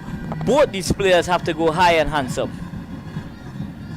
High, hard and handsome. None for 25, Ashdeep Singh. Mukesh 1 over for 9. Aksaf 2 overs for 22. Chahal 2 overs for 24. Hardik Pandya, his 4 overs 1 for 27. And Kuldeep, wasn't he brilliant? 4 overs 1 for 20. So at the moment, we are going to see coming up from the far end is Mukesh. Mukesh Kumar is going to make his return from the southern end. It's a second over for Mukesh Kumar, and he is going to bring up over number 18. So with the last 18 balls, if the West Indies can probably get up around 36 runs, it's 160 odd, they can still fight. Here is Mukesh. He's up to the wicket now. He bowls the Powell. Powell gets a Yorker, forces it down the ground, and they take 1. It means that Hetmar comes in to strike now. Hetmar is 7 of 8. He needs the fire here now. Yeah, Hetmar needs to go big, high and handsome here. absolutely no pressure on Shimron Hetmeyer at this stage here. All he has to do is execute to perfection. He has done it in all the major domestic leagues around the world. He needs to come to the party now, Vinod. Yeah, looking at this West Indies T20 setup, I like the top six. I like what I'm seeing. You know, I like the look of Johnson, Charles, King, Myers, Puran, Hetmeyer, and of course the captain Powell. These guys, they can all take a game away from you if things are in their favor. It's a good unit, a good batting unit for Darren Sammy and Carl Hooper to work with. Here's Mukesh is bowling, and Hetmeyer the back foot crashes it down the ground, and a lovely bit of fielding down there, limits it to 1, but did hit that with some power there. Hetmeyer, 130 for 4. Yeah, that one came off of the gun of the bat there. Shimron Hetmeyer really creaming that ball down to long off. I think in Barbados, remember, the Indians played very well. The West Indies came back, they won the second game. So the Barbadian fans, they at least got something to cheer about. The Trinidadian fans will want that as well. Here he is now, and this is a full toss, hit straight down the ground. He's looking at the Gregory Brathwaite. Brathwaite, as square leg, is saying that the ball was under the waist height in terms of being a full pitch delivery. So that's one more. So Mukesh very lucky to get away with that delivery there. Rovman Powell just looking at the umpire at the square leg position to see if that ball was above the like waist. to have a look. Let's have a look at that again, but we're not seeing the replay just yet. 3 deliveries, 3 runs so far in the over. Hetmeyer needs to fire here. He needs to go big or go home. Here is Mukesh from the far end. He runs in now. He's up to the wicket and bowls, and this time it's outside the off stump. He squeezes it away down to backward point. They take 1. That's all they're going to get. And the score goes on to 132 now for 4. They need, I'm afraid, a little more than this, Anil.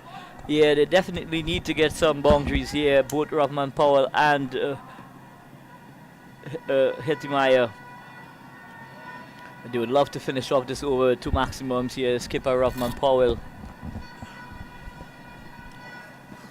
Well, in Trinidad they call him Hetmeyer, in Guyana they call him Hetmeyer. I like to call him a very talented batsman, and we're really hoping that he can fire. Here is Mukesh, he's in now to Powell. Powell is hitting this down the ground. They take 1, and that's all they're going to get. Hetmeyer wants 2. Powell says no, it's not there, it's not on. Good over for Mukesh, that's the 5 runs. Yeah, Mukesh Kumar continues to hone in on the crease there, those leg stump Yorkers. Not much the batters could do with it. But what I'm not seeing, Vinod, is the fact that I'm not seeing intent in terms of somebody trying to move around the crease, somebody trying to go outside the line of the off stump, just to put that Mukesh off somewhat.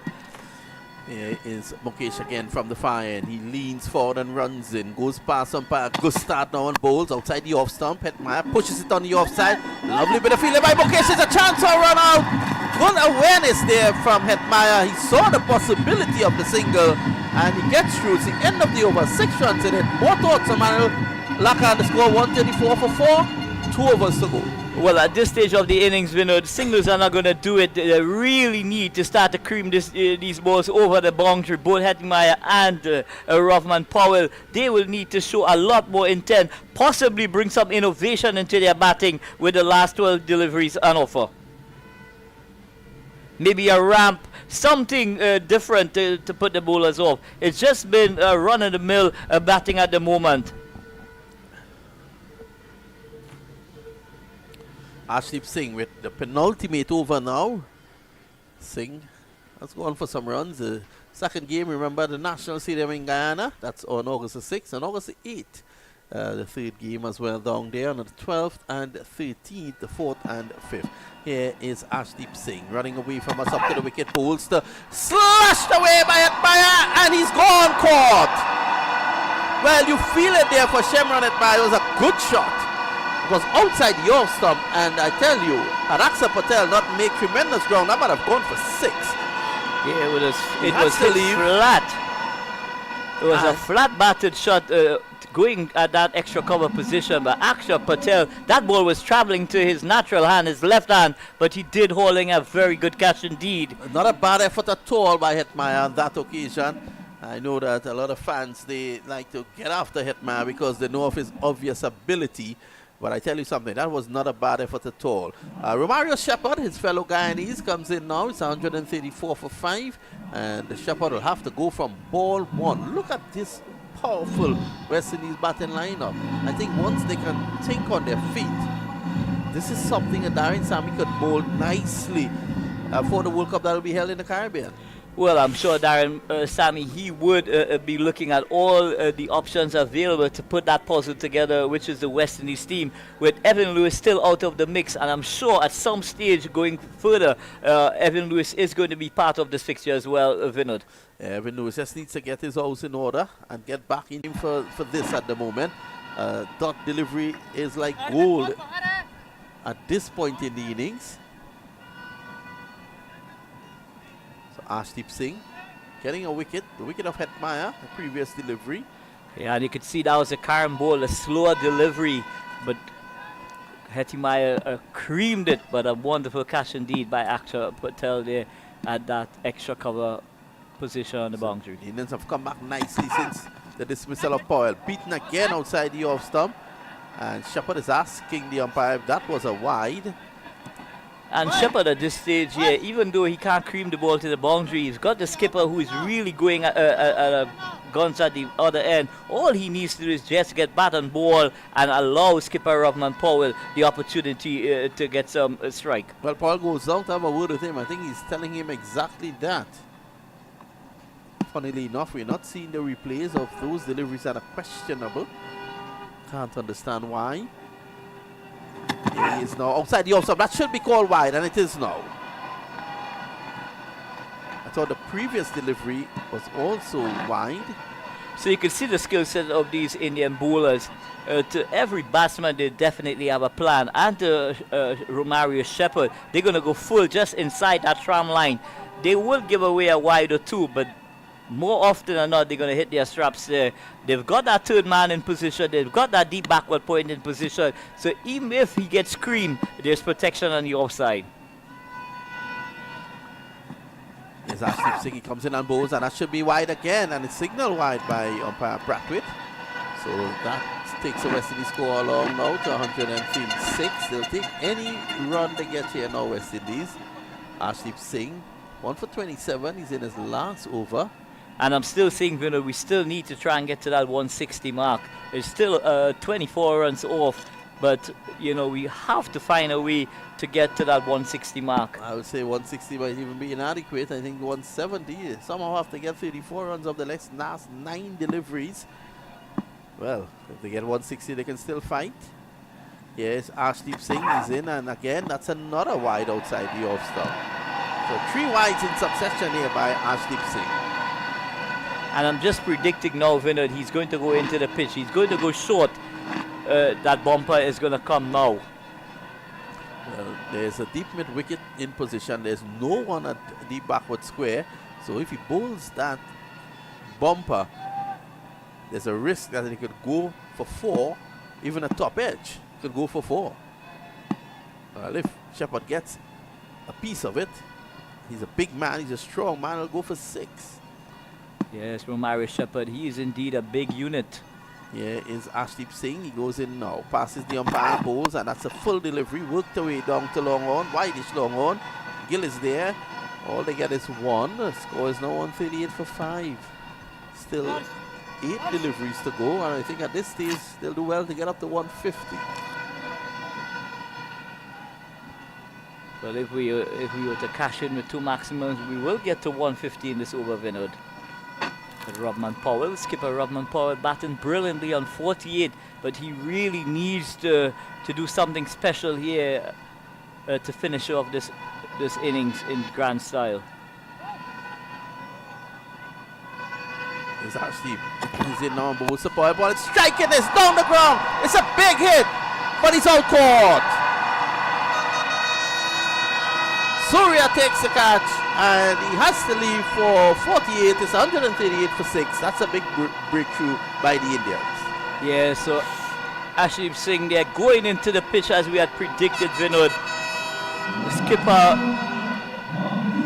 Rovman Powell tried to flat back that ball over a long off, only succeeded in finding Surya Kumar at the long off position, and skipper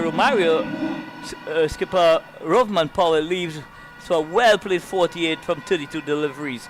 So in comes Jason Holder. Jason Holder. Again, the West Indies team, this team on paper is a very powerful batting unit. Holder is coming in. Holder, I thought, given his experience, should have come ahead of Shepherd. Shepherd has been in there for, 3 deliveries now, just a single. So one would have thought that the thinking from the think tank of the West Indies team, Vinod, was to allow the likes of Romario Shepherd. We know he can hit a long ball, but you still need to have proper players going out there in accessing and getting every single run. And this is where Holder, I think, with his intelligence as a cricketer, should have been used a bit earlier. One would only want to, He has to go for ball 1. Here's Ashdeep Singh running away from us now. He goes past the umpire, bowls to Holder. That's a wide. The 4th wide in the over. That was very close to being a no ball. That was close to being off the pitch. Yeah, so Ashdeep Singh continues to try and pepper that tram line there. Unfortunately for him, he have missed it on 4 occasions in this over. Now the score has not really rocketed to alarming proportions, so I guess Hardik Pandey is just trying to. He is now. Ashdeep bowls and Holder cracks it down the ground. Runs here for him. They take 1. They're looking for 2. They can't go back. So it's now 140 for 6. 1 over to go, and I think the West Indies will do well to get up to 150 here, Anil. At least it's something that they can bowl at. Well, I'm sure they will want to get in excess of 150 here, Vinod. At this stage, 160 on a very good batting track, I'm afraid is going to be very challenging to defend. Well, King, he fell to Charles for 28. Myers to Charles for 1. Charles, he fell to Kuldeep for 3. Hardik took away Puran for 41. Ashdeep got rid of Poyle for 48. Ashdeep also got rid of Hetmeyer for 10. So it has been the Kuldeep Ashdeep show, and left the West Indies in deep trouble. It's 140 for 6. 1 over here to go. The West Indies would know that on a batting track, that is inadequate unless something very special happens. It's going to be Mukesh, who's bowled his 2 overs for 15, and he is coming in now to bowl to Holder. The final over of the innings, long on and long off back. Deep backward square and deep mid wicket on the boundary. Yeah, he is now Holder. He's driving straight down the ground powerfully. All he will get is 1. Brings Shepherd on to strike now. It's 141 for 6. But what I love to see here, Vinod, from the batters, especially the right-handers, I want to see them batting outside the line of the leg stump, expose your stumps and give yourself the opportunity to access the offside. There's absolutely no one protecting the offside boundaries. Try and go up and over that offside position. 4 fielders in the circle on the offside, just 1 on the outside. That's long off. So you're quite right there, Anil. There's a short third man, backward point. There's a point in place and cover. Here is Mukesh. He's sitting on bowls and looking to drive. Gets only 1 there, Shepherd. Not timing that at all. So 142 now for 6, the West Indies. So Mukesh Kumar continues to bowl that leg stump line. It's very difficult indeed to get that ball, to get under the ball when it's pitched on that line. But the likes of Jason Holder, he does have the ability, he does have the length, he does have the levers as well to extend and get that ball over that extra cover position. There's acres of space. Yeah, it's Mukesh. He's up to the wicket now and bowls to Holder. Holder is driving down to point, only a single. This is very good bowling here by Mukesh. Mukesh Kumar, his parents must have loved Indian music. They must have loved something about that name. Recently I heard a young man associated with you singing some beautiful song. Yes, indeed. Was it a Mukesh Chanmatur song? Yes, it was. Or was it a Kumar Sanu? No, it wasn't a Kumar Sanu. Well, looking forward to listening to a lot more from this young man. Yes, he has that talent. Yeah, he's Mukesh from the far end. He's running towards us. Up to the wicket now, bowls the Holder. Holder looking, sorry, It's Shepard looking to back away on the onside. It's a good delivery, Yorker length. They get one. But still, Vinod, I'm not seeing the batters even trying to bat outside the line of the off stump as well, because the ball is angling into the right-hander. He's really just taking the levers away. They just need to have some movement at the crease here to throw him off a bit. Yeah, no one is throwing him off, I can tell you that. So Mukesh is trying to get Hardik Pandya's attention. And he's saying that he wants cover sweeping on the offside. So the backward square comes into the 30-yard circle. Remember, only 4 players allowed outside of the 30-yard circle for this period of play. And there's a long on, long off sweeper on the boundary and deep mid-wicket also on the boundary. It's going to be Mukesh. Very long run up. Here he is. Up to the wicket now, bowls, and that's a lovely delivery. Squeezed away, down behind square. Runs here. Chahal is giving chase.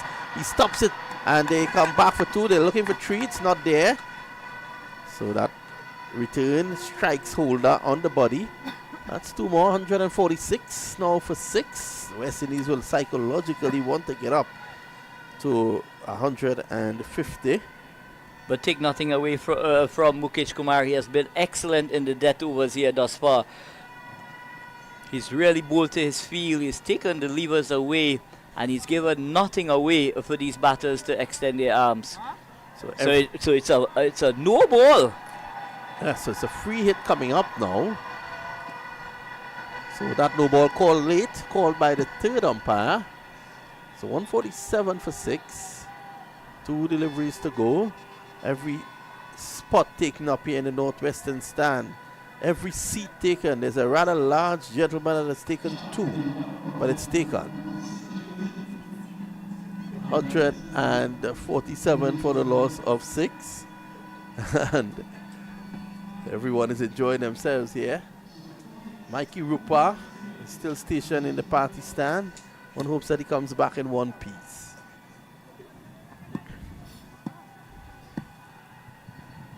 So it's Mukesh just gathering his thoughts, settling down a bit. He's bowling to Holder with a free hit on. West Indies will be looking to get up to 150. 147 for 6.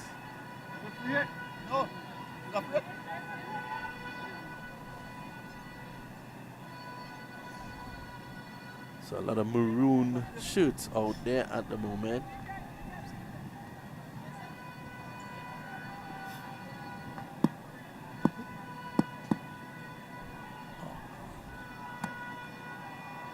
Here is the Mukesh up to the wicket now. He bowls the Holder is striking this through the offside. Only 1. So what tremendous bowling here from Mukesh. What he has done here, Anil, he has bowled full. He has gone for that Yorker almost every delivery. It's 148 for 6, 1 delivery to come. And what he has done, he has nailed them.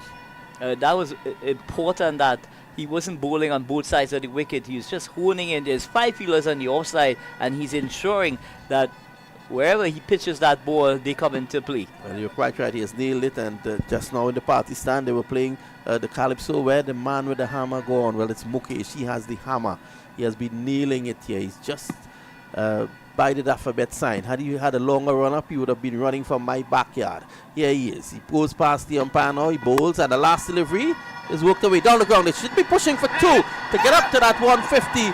And no, they can't. It's 149 for 6. I am thinking here, Anil, this is woefully short against a powerful Indian batting unit on a good batting track.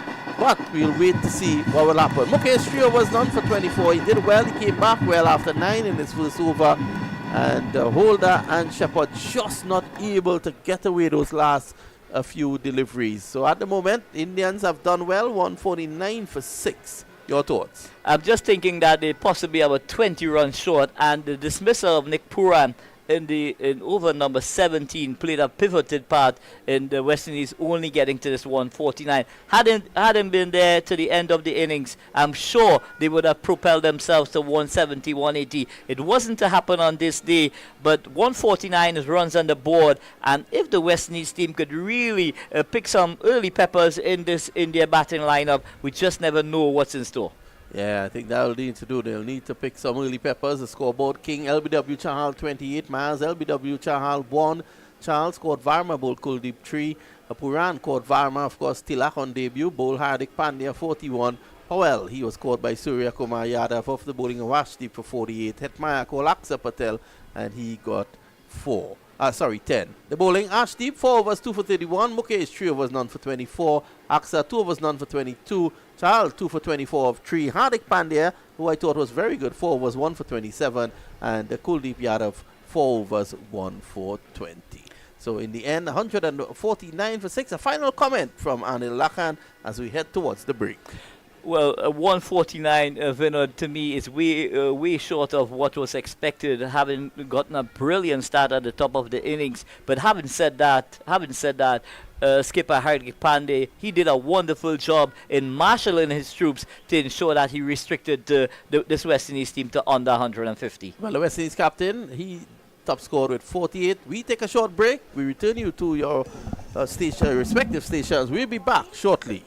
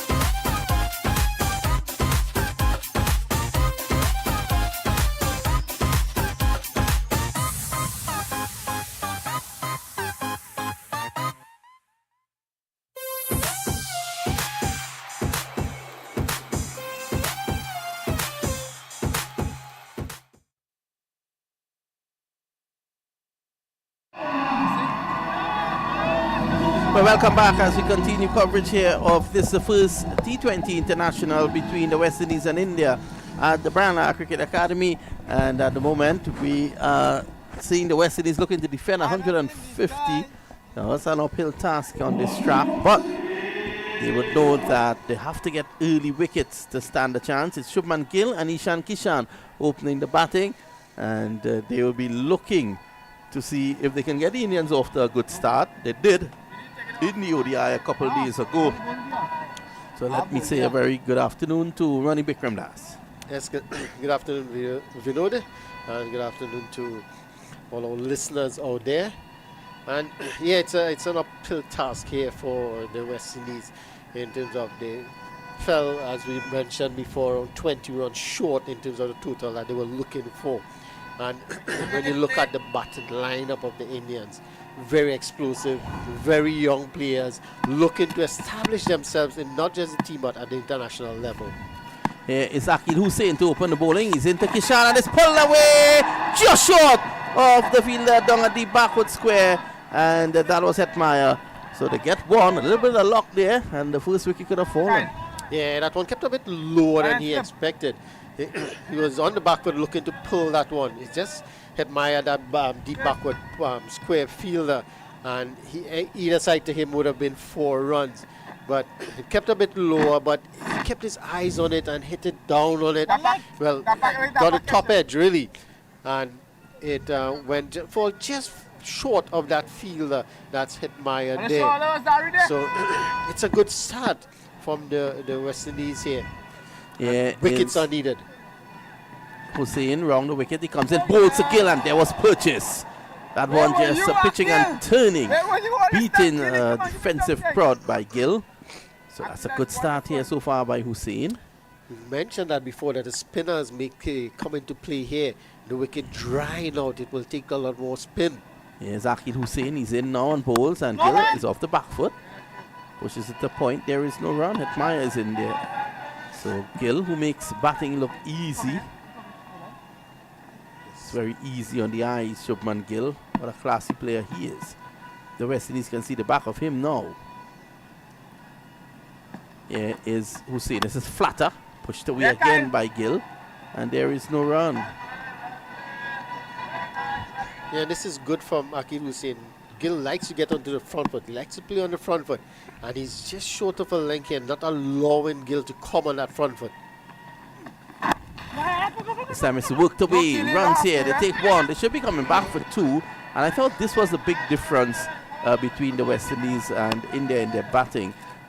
Similar type deliveries, the West Indian batsmen was settling for 1 when they were not putting pressure on the Indian fielders. So that's 2 to Gill. He's off and running. It's 3 without loss. Yeah, running between the wickets has been a feature of Indian batting, and we saw that in the Test match, we saw that in the ODIs, and it continues here now. This time pushed away on the offside. Not a bad over at all from Akil Hussain. Just the 3 runs off it. India require 147 more in 19 overs. Yeah, that's an excellent start from Akil Hussain, and it is exactly what they needed. A wicket would have been ideal. I probably saw that in the first delivery. But just going for 3 runs. We saw the ball stopped a bit. We saw the ball spin a bit. And bowling just back of a length, making it difficult for the batters to get on the front foot. Kishan different in his approach. He would play more on the back foot. But Shubman Gill, really, he would like to get onto the front foot. Even the pull shot, he plays it off the front foot. So it's 2 different style of batters here. And the bowling has to be on point to the different batters in particular. So it's going to be McCoy. Yes. Ubed McCoy, he's going to be taking up the attack from the southern end, or the C3 end, as you call it, you rightly call it, Vinod. Yeah, so the West Indies will be depending on the Obed McCoy, who I think is a very good bowler in this shortest format. Here is Obed McCoy, left arm seamer. It's up to the wicket now on bowls. That's a good bouncer. First up, and just swaying out of the line of that was Ishan Kishan, a short man. Ishan Kishan, so yeah, he's quick. He's very skillful. He gets the ball to move around. That's important. With the new ball, he gets it to move around. And then with the older ball, he has that skills to bowl those Yorker length deliveries, those cutters, slow ball bouncers. So he has a lot of variation, and he's perfect for this 20-over format. Yes, he has done very well in his limited appearances. Of course, he's a bit injury prone. Good delivery, pushed away on the offside. There is no run. Good line, good length there by Obed McCoy. Yeah, and in the IPL, Kumar Sangakkara has a lot of good things to say about him in terms of his work ethic, his bowling, his variations, the way he approaches the game. And you can get that from Kumar Sangakkara, then you are on your way. Yes, McCoy comes in again and bowl, and that's a good delivery going between the bat and pad and through to the wicketkeeper. Ishan Kishan coming down on that, looking to force it on the offside. Luckily for him, he didn't get an edge, but a good Yorker length delivery on off stump. Yeah, and in these three deliveries, you can see the variation, the short ball, the Yorker length, the one that's just moving away from the left-hander. So it shows that he's thinking. He's not bowling the same thing over and over to get the batters accustomed to his bowling.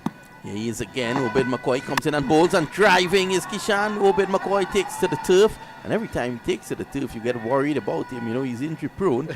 Single there to Kishan, though. The score goes on now to 4 without loss. But a good start here by the West Indies. They've given away just 4 runs in the first 10 deliveries.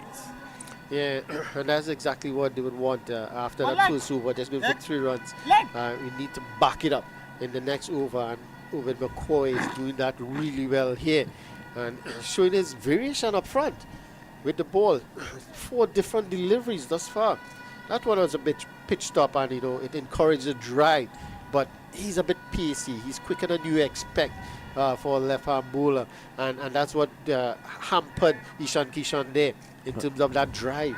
And starting just above the black and white sign. Black and white that you like so much, Ronnie. Here he is now, and this is the delivery coming back in. Loud appeal for leg before. Not out, says the umpire. Probably just going down the leg side. But again, a good start here. He hustled the normally calm Shubman Gill. Shubman Gill, who normally shows that he has so much time to play his shot. He hustled him. Yeah, as I said before, a bit quicker than you expect. It looked like the pitch down the leg side as well, and moving away down the leg side.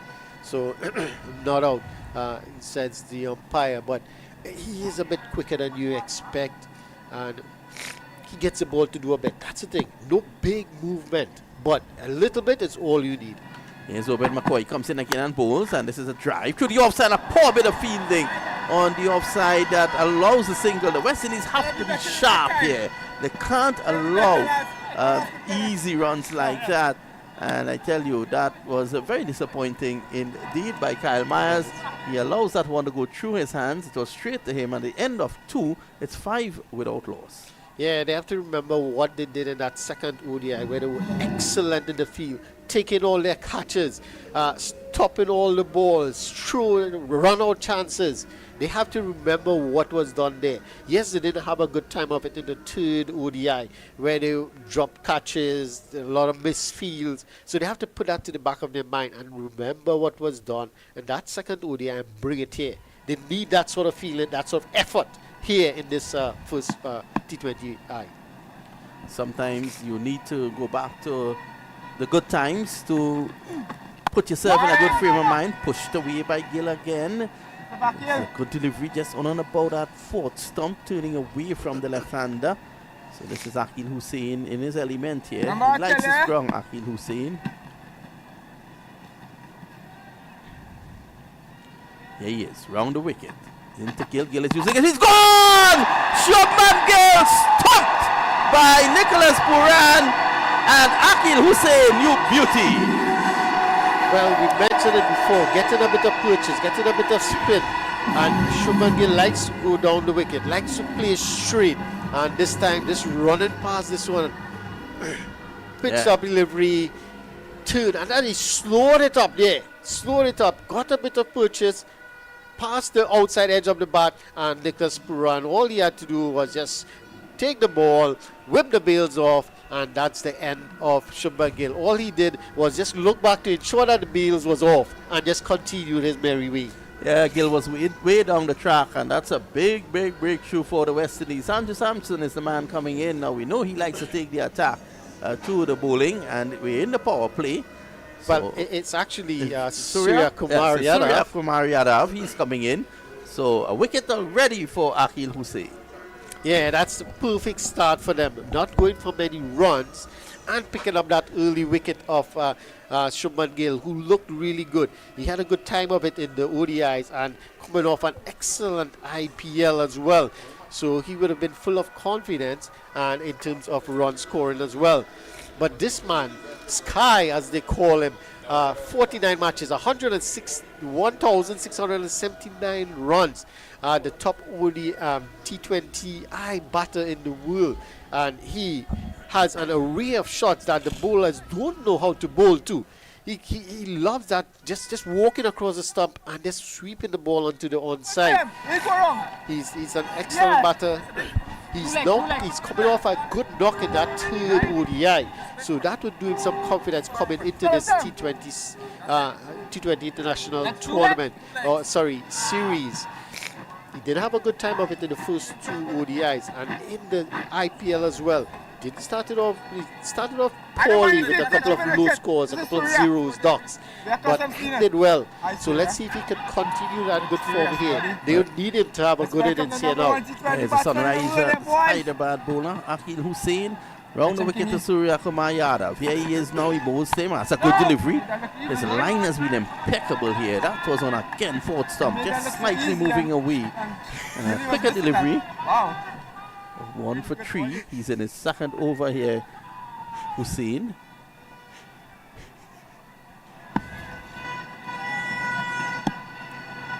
There's Akil Hussain round the wicket. And again, bowls to Yadav. Again, moving away. Lovely stop there at point by Shimron Hetmyer. And there is no run. So the pressure building here. Good bowling here from Akil Hussain. Remember, we're in the power play. So this is really good bowling here from Akil Hussain. Yeah, pressure, and you can see the fielders, they are all, walking in quickly now, trying to stop the ball. This is good. He's again whipped away through the onside. That's a lovely shot for 4. Lovely shot by Surya Kumar Yadav. Overpitched and undriven into the boundary for 4. And they will know quickly that he needs to pull it back a bit. 9 for 1. This is the third over. Yeah, well, that's the thing with Sky. He walks around, he moves around his crease, and he finds the length that he wants and hit it to the area that he wants to. So that's critical when you bowl it to him. You have to be very careful of that. Very wary, I should say. He is now, he comes in and bowls him, and that delivery takes the inner portion of the bat, goes just for the square. Puran makes a meal of it. He goes down to the ground. So that's 1 more. It's 10 without 10 for the loss of 1. That's the end of 3 more towards Samrani Bikram Das. Yeah, an excellent over there for West Indies in terms of picking up that important wicket of Shubman Gill.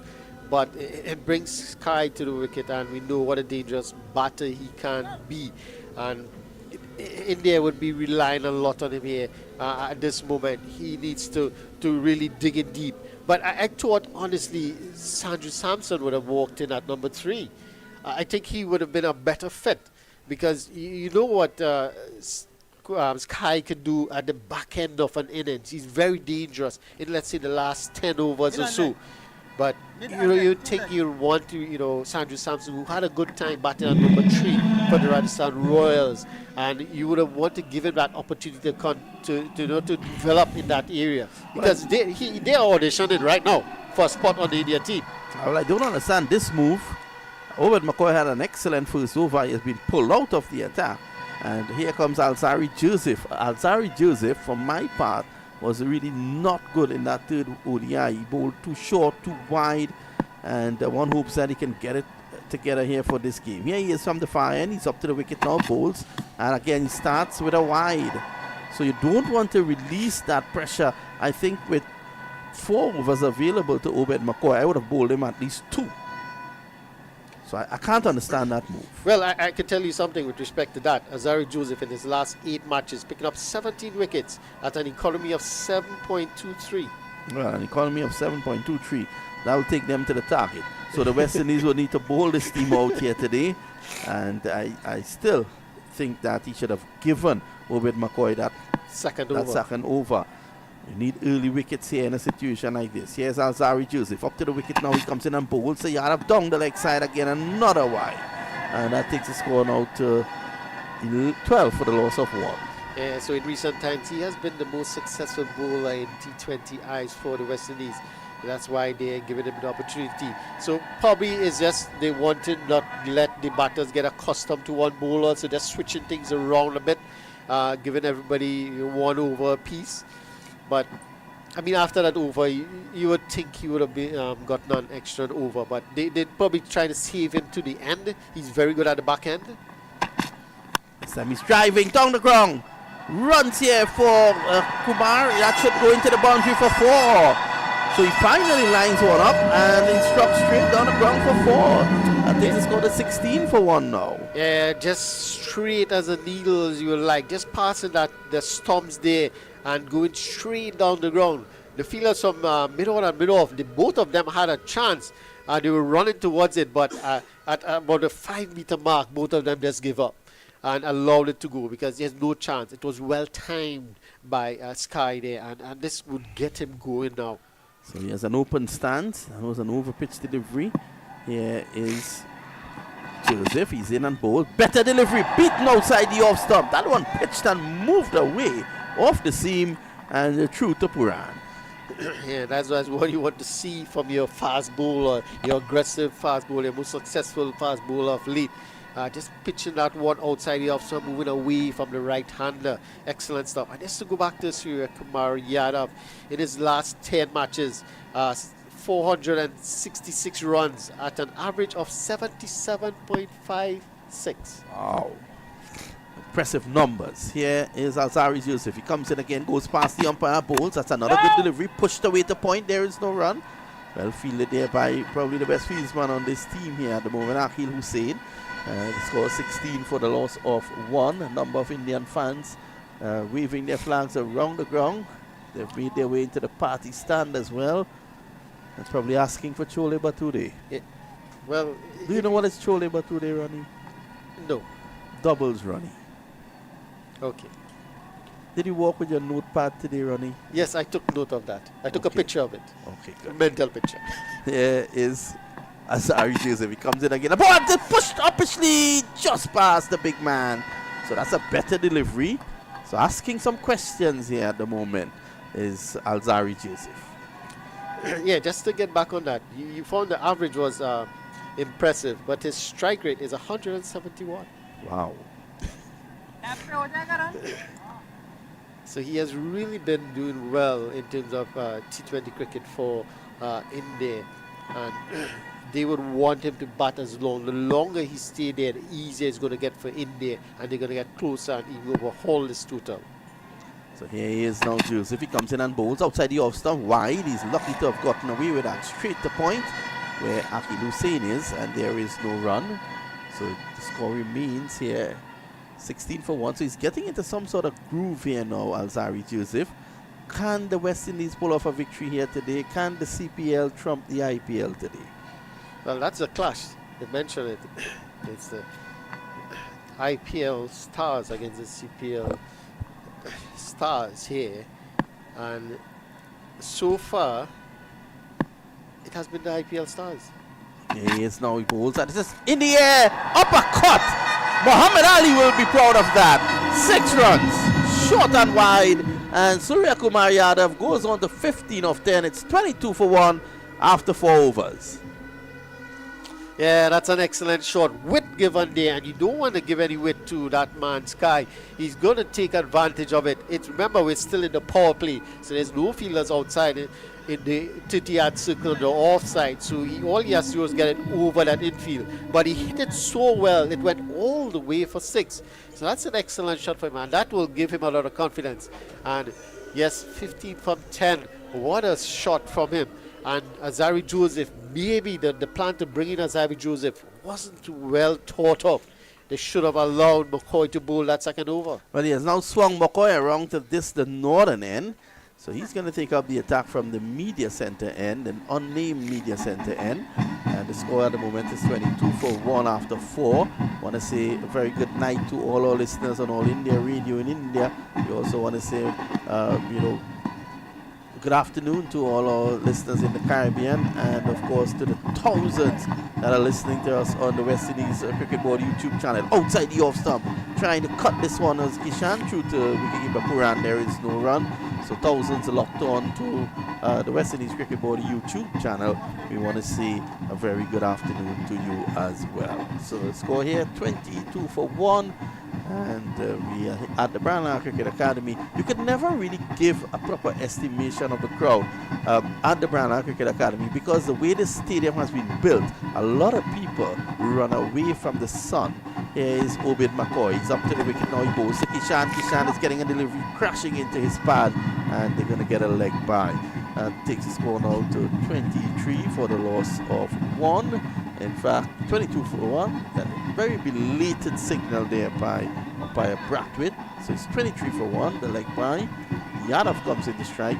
So I know earlier on today, Michael Rupwa, one of our producers at Cricket 360, of course, this being a Cricket 360 broadcast, he did walk around with Nadine Mamchan, and they were counting how many people at the ground. They came back and they said to me there were about 13,242. I think that has increased since running. Yeah, but I wouldn't take that for granted, because I know for a fact that he made a pit stop at the Pakistan and he didn't move after that. But I think the numbers went up when he went into the Pakistan. But a number of people here, they normally towards the back where the concession stands are. Here's McCoy, slow delivery, well bowled, looking for a single chance for a run out. And Alzari Joseph there a bit too slow to respond. So it's 24 for 1. The West Indies holding their own in the power play. Not bad at all. Yeah, definitely not bad at all. And you mentioned before in terms of, West Indies winning this. And I can give you some facts here. In the last 5 head-to-head matches between the two of them, the West Indies have won 1.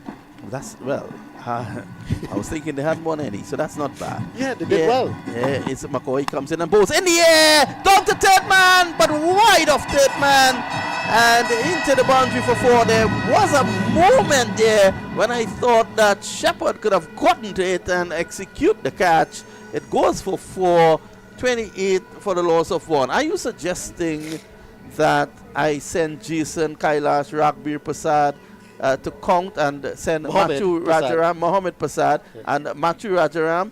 Jason doesn't like to walk more than 5 meters, and Matthew Rajaram is always late. Should I send them to count?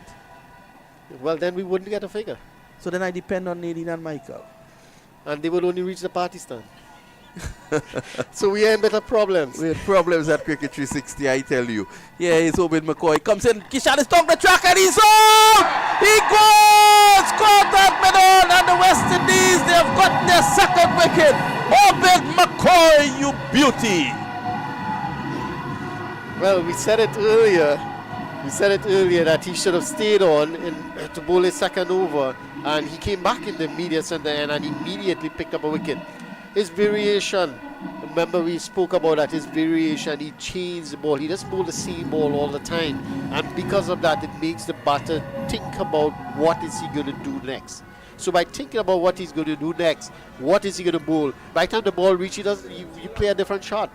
So Kishan goes for 6. The West Indies are 28 for 2. Deliveries like that will make you jump into a .14 taxi and tell them head to Taruba. It is in the opposite direction, but this is what cricket does. 28 for 2. This is over number 5. Well, it brings in the Tilak, the man on debut. And he's coming off on a very successful IPL. He scored a lot of runs. And well, he's on debut, and that could work for the West Indies. There must be some jitters there, Ronnie.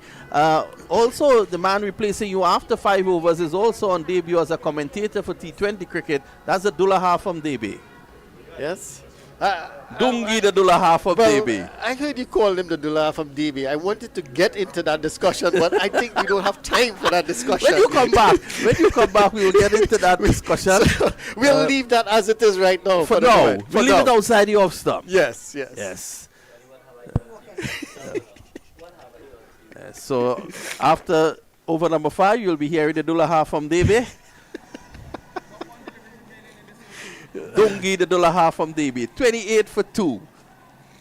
I think he's gone viral, hasn't he? It's going to be Obed McCoy to the new man, Tilak. Yeah, it's McCoy up to the wicket now. He bowls to Tilak. Good delivery. Quick delivery. You had to come down on that quickly, Tilak, the left-hander. And there is no run there. At the end of 5, more thoughts from the venerable Ronnie Bikram Das before we bring in the Dula half from DB. Yeah, excellent over from McCoy there. And Kishan going caught Powell Bull McCoy for 6. Gill, he was stopped Puran Bull Hussein for 3.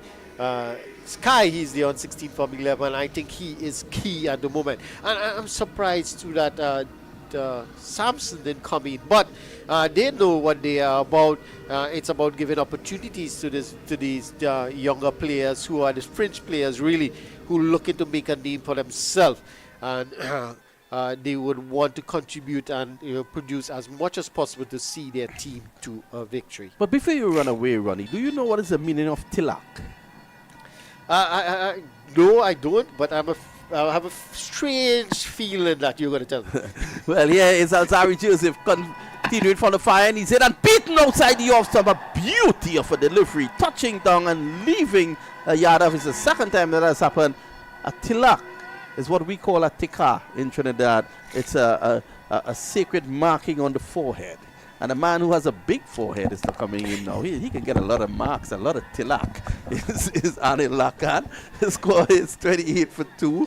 This is the last of the power play. Anil, a good fight by the West Indies in the power play. Well, very, very good bowling indeed in the power play here from both Obed McCoy and Akil Hussein, doing a tremendous job. Yeah, he is now up to the wicket bowls. That's a good delivery. Punched and punched well down to Maz. He has to move to his left at mid-off and they get a single. Score is 29 for 2. Well, Ronnie Bikram Das was in form. He took 2 wickets. Let's see what you would do for the West Indies. Well, I would have a hat-trick here, Vinod. Nice. Let's hope it's on a hat-trick of 6s for the West Indies' sake. A target 150. Win over number 6. It's 29 for 2. Just to remind you, this is a Cricket 360 production and we are live throughout the world. So it's going to be Tilak on strike. He's going to be taking strike from Azari Jovis, bowling from the southern end. Let's look at the field. There is a slip, backward point, squarish cover, regulation cover, mid-off, mid-on, a mid-wicket, and long leg on the boundary. Here is Alzari Joseph. He has really bowled well. He runs in from the far end, up to the wicket now. He bowls, and this is swung away for 6 by Tilak. Wow! Into the party stand. Farmer Tilak on his debut, second ball, has smashed a 6. What an introduction to international cricket here, making a very early statement in his career here. Well, Tilak. The West Indies team, they need to find a pundit to take off that Tilak. Wow, what a shot. That was really powerful there, Anil. Yeah, that was off the middle of the bat. And if you look at him closely, he has a very high backlift, and that is where his power comes from. Look at him. Yeah, he does pack a punch as Tilak. Yeah, it's Joseph. He's in now to Tilak, and Tilak is pulling him away again. 6 more! What is this I'm seeing here at the Brown Cricket Academy? Tilak goes to 12. It's 41 for 2. So he is taking the wind off Azari Joseph here. Consecutive 6s indeed. Taking him over that deep backward square position with that second pull shot. So I'm sure by now this entire West Indies team will have learned, do not bowl short to this young man. Wow. Tilak on debut. His 3rd delivery. So this is Tilak's story. He's playing his very first match for India. And after 3 deliveries, he has struck 2 6s. What a wonderful introduction indeed. What a statement. Well, he has brought India right back. The West Indies were holding firm at 29 for 2 after 5. It's now 41 for 2. The Indians will be very happy with this. Yeah, this a new start to be unearthed here today. Here's Joseph into Tilak outside the off stump. He allows this one to go by. There is no run. So Azari just making a subtle adjustment there, going outside the line of the off stump, and there's where he needs to be. There's still a slip in position, Vinod. So West Indies still looking for wickets inside the power play here. But what is important for Azari Joseph is to ensure that he finishes well with the last delivery of the power play. Well, it's called a moving over, Vinod. Yeah, he is. Still no one posted. Well, there is a fielder posted on the backward square boundary, but he's hitting them over there. This is like a good delivery. Short, back of a leg. They want a single. It's not there. Direct hit could have had him. There's no extras there. This could go for 4. Sloppy work by the West Indies. Akil Hussain firing at the stumps with no one in the distance backing up. And they're throwing away runs here at the moment. Azari Joseph is not happy, and you can understand why. And this young man, Varma Tilak, has now gone on to 16 or 5. It's 45 for 2 after 6. And let's tell you a bit about him. His name is Namburi Thakur Tilak Varma. He doesn't have a bird paper, he has a bird book. He's an Indian cricketer, left-handed batsman, and is widely known for his performances for the Mumbai Indians in the IPL.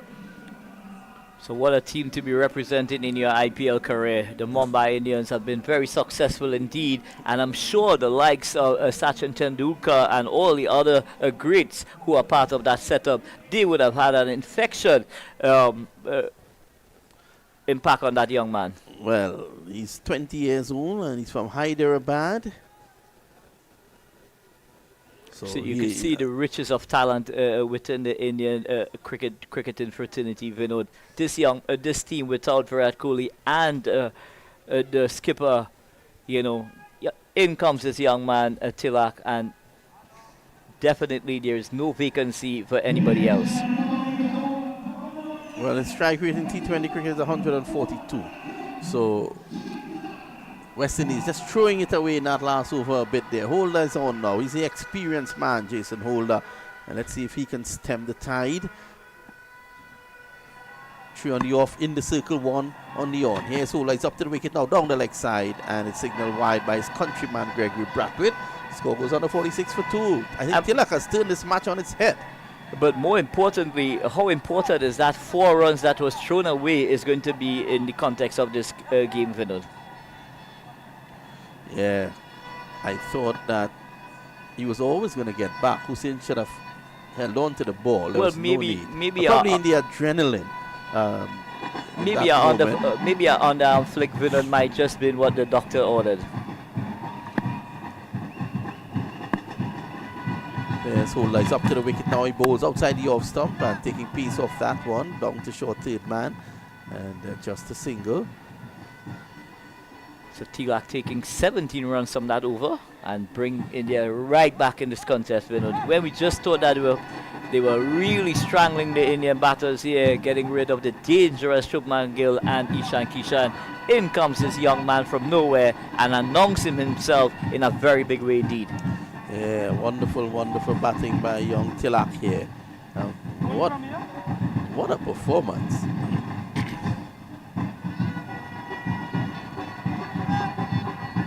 Drums are rolling here at the Brownlow Cricket Academy. This is over number 7. Jason Holder will want to hold them down here. He's bowling to the young Tilak. Jason is an elder statesman compared to Tilak. Yeah, he's up to the wicket, bowls him. And Tilak is a busy player. He gets a quick single on the offside. And Holder tells Maz just to hold his hand. Don't throw back at the non-striker's end.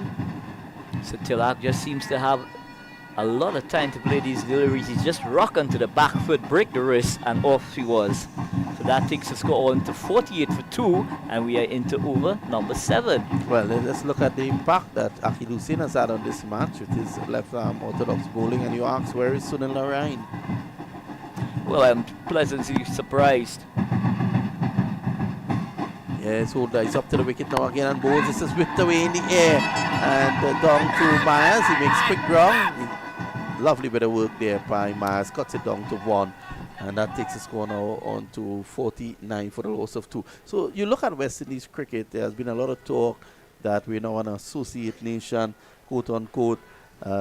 West Indies, of course, has been struggling, but they have produced players that capture the imagination of the world still. Nicholas Purana is one, Sunil Narayan. But the problem is to get them to play for the West Indies on a consistent basis. Here is Holder is in, and that's a slower delivery.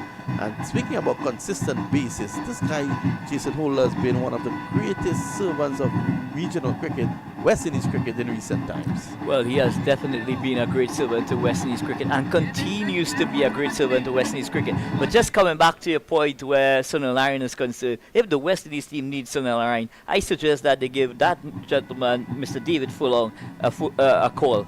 He might just have the influence on Sunil Narayan to get him to come back out. Of course, David being his coach at Queen's Park for many, many years. Here's Holder. That's a slow delivery, well bowled. Tilak pushes it on the offside. There is no run. And I'm saying that on the back end of Vinod, in the fact that last year Coach David Furlong, through his influence, did had Sunil Narayan at his disposal playing in the Super 50 tournament. Well, more than that, when David Furlong was Queen's Park coach, Sunil Narayan will arrive in the country, let's say from the IPL, and within hours show up to a Queen's Park domestic match here in Trinidad and Tobago. And one wonders, how could this happen? Well, David Furlong normally gets that to happen. There's a huge sign longer than from this position, it'll be down a deep backward square that is calling for Jaiswal, but he's on the bench today. Here is Holder, he's in on bowls, and this time he's striking him on the paddle out of P for leg before. Not out, says the umpire. And that delivery just seems to be pitched just outside the line of the leg stump. But what Jason Holder has been able to do successfully in this over... Well, he got back onto it, Anil, and probably that is why he pulled out in the end. After 7, it's 50 for 2, you were making a point. Yeah, Jason Holder immediately, as Mukesh Kumar had done in the first innings of the West Indies, bowling that leg stump line, taking the levers away. And from the moment he got into this over here, Jason Holder was able to keep the likes of Tilak quiet. So, in their 50 for 2 after 7, they need 113 overs. And if the West Indies look at it like that, they could look to fight back here, Anil. Of course, they require those runs of the next 78 balls. Well, it's just my opinion, Vinod, that the West Indies had got it wrong in terms of not playing possibly the likes of Yannick Correa. Yeah, well, another seamer is into the attack. It's Shepherd, and this delivery is worked away down to long on. Looking to drive through the offside. There was Tilak, takes the inside edge and goes down to long on for 1. And I'm looking at Romario Shepherd, and what I've seen in recent times is a much improved bowler. So one hopes for the West Indies case that he can continue in that vein. Well, what I've seen from Romario Shepherd in recent times, he has traveled a distance earlier in his career, but he just seems to be getting more mature. He's maturing a lot quicker here now in terms of his variations, and through his variations, he has been able to have that impact. He has a wide open stance, and here he is now. Yadav beaten outside the off stump. Yadav seems to have telegraph problems outside that off stump. Well, Yadav was just backing away, trying to access that acres of space on the offside. The off cutter there from Romario Shepherd, just beating him all ends up and going into the mid of wicketkeeper Nicky P. So just as we had alluded to with those variations that came into effect there. Here is Shepherd up to the wicket again and bowls, and this is in the air! Could someone get it? Just short of Skipper Powell, and they are going to take just one. With a little bit of luck, that could have found its way into the hands of the skipper. One more to the total, 52 for 2, and Anil Lakan, the West Indies they are keeping themselves in this match despite a score of just 149. They are keeping themselves in those in the match, Vinod, but those half chances, you just want to see somebody throw themselves, and try to make something out of nothing. Probably the likes of Gudakesh Moti Kanhai in this lineup today. Yeah, he is now outside the off stop, and this is crack for 6. Tilak, you beauty. Long off was brought into the circle for Tilak. He went over his head, and that's 6 runs. Has India unearthed a star here today? Well, they've definitely unearthed a star. That was wide and full and asking to be given the treatment. And Tilak, you beauty, lofting that ball high and handsome over extra cover. 80 meters on the offside. That's quite a hit. Well. When you think that Tilak might have been nervous, I mentioned coming in on his debut, he might have had a few butterflies in the tummy. He doesn't know about that. Yeah, it's Shepard. He's up to the wicket now. Bowls to Tilak. He's driving and opening the face down to third man for 4. Just coming forward and opening the face. So that's 4 balls, 62 for 2. So he bisected the third man to his left and the backward point to his right, and it went into the boundary. So the West Indies leaking, hemorrhaging runs here at the Briola Cricket Academy. And again, I come back to the point, Vinod, where is that third spinning option? How could the West Indies misread this pitch that much? The Indians played 3 spinners. But based on the evidence from the one-day game, Sammy's back punching it away down to backward point. And that's 1 more. so at the end of the over number 8, India chasing a target of 150. They are 63 for 2. Tilak is on 29 from 13 deliveries, and Surya Kumar is on. So just looking at the comparison, the India worm is just getting back on track with West Indies there. At this stage, West Indies had lost 8 wickets. I mean, 3 wickets after 8 overs. India 63 for 2, and Tilak, he's definitely a talent that the world is going to be looking on upon now. I think they're going to bring Akil Hussain back in, and this is a good move. Hussain 2 overs 1 for 8. You need to get the spinner back in there at the moment. Tilak loves the pace onto the ball. He has used it beautifully. So it's a good move here to get him back into the attack. But I don't think the West Indies have the correct resources for this game. I think another spinner should have been in. I keep on saying I probably go to Keshmoti Kanhai should be on this team. We saw what he did in the ODI. I can't understand why he can't force himself back into the T20 setup. Well, after there's also Kevin Sinclair. Well, I like the look of Gudakesh Moti. He has brought a sense of, a refreshing aspect to this West Indies team. And to me, Vinod, one wonders why he's not part of this T20 setup. He brings so much to the team. He's a live wire in the field. He can bat properly. We've seen him score 39 not out in the 3rd ODI. And what more does this young man need to force himself into the reckoning? Even our very own from Trinidad and Tobago here, the leg spinner Yannick Carrier. He has done well in the T20 cricket as well. So I think the West Indies, their management has really misread this track. Here's Akil Hussain. He's in now and bowls to Tilak outside the off stump. He's back and cutting this one down to backward point on the boundary. They take 1. A good bit of work there by Johnson Charles, making a lot of ground coming in, and that's cutting it just to 1. It's 64 for 2. So Rahman Powell ringing the changes here, looking for a breakthrough at this stage here. Now he's desperately in need of a breakthrough, and if he could get rid of possibly Surya Kumar in this over, it will definitely open up the middle order. It's Akil Hussain round the wicket. He's in and bowls, and that's a good delivery. Yadav forces it on the offside. Kyle Mayer is doing some extremely good work at extra cover there. That one was hammered out to extra cover, but there's no run. Akil Hussain continues from the pavilion end. And this one is played down to long on. It's only going to be a single. But Jason Hula comes off the fence and throws it back into Akil Hussain. So Akil Hussain into his 3rd over. 1 for 10.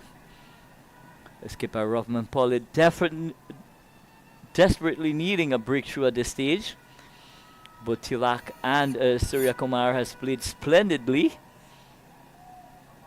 Tilak making his debut, and what an announcement he has done here at the Brandla Cricket Academy in his first 3 deliveries, dispatching 2 over the fence for maximums.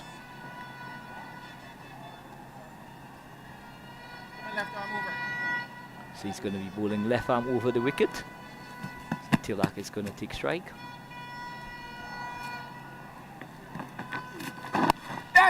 And just seems to come off the leading edge here, trying to turn that ball into the leg side. Looking at acreage of space on the leg side. Just getting the outside edge. It goes out to extra cover. Kyle Mayers does the fielding. Aki Hussain. And this one, he squeezes out to that short mid-wicket. Looking for 2. But it's not on. Hetmeyer streams off the boundary. And it's going to be Surya Kumar back on strike.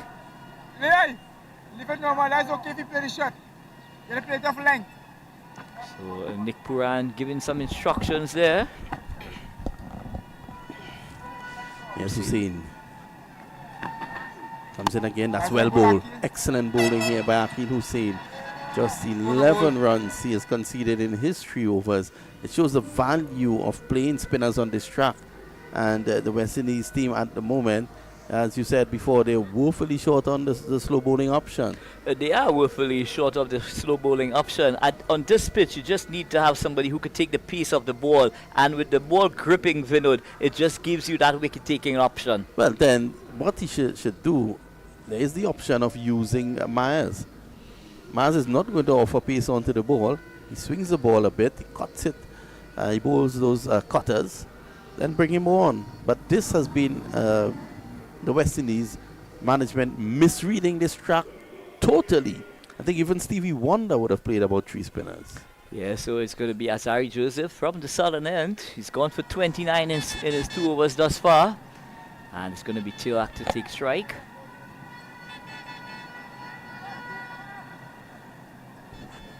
Holder has been good, taking pace off the ball. Joseph put pace onto the ball. He has gone for 29 in 2, as well as Romario Shepherd 13 in 1. Here's Holder from the far end, up to the wicket now. He comes in, bowls to Tilak, and Tilak has to wait play as late as possible because again, that was a slow delivery, and he's able to get 1. The score 66 for 2. The West Indies need to get rid of Tilak here and Surya Kumar. Yeah, India right on track to chase down this victory target of 150. There's nothing between the required run rate and the current run rate. What is required now immediately is for the West Indies team to continue to chip away at the wickets. If they could get rid of this danger, Surya Kumar, as well as Tilak. Tilak just seems to be at home in his debut match here, Vinod. Yeah, it's as if he would have played so many times on this track. Yeah, just seems like he's just taking a knock in one of those Ranji Trophy games. Well, only 1 spinner being played by the West Indies team here in this game. I can't understand it, Anil. I just can't understand it. Here is Holder up to the wicket now. He bowls and driving. Oh my goodness! What a catch! Brilliant catch at cover. There was a Shepard Admire diving to his left to pull it down, and the West Indies, they have struck. Surya Kumar Yadav goes to 21.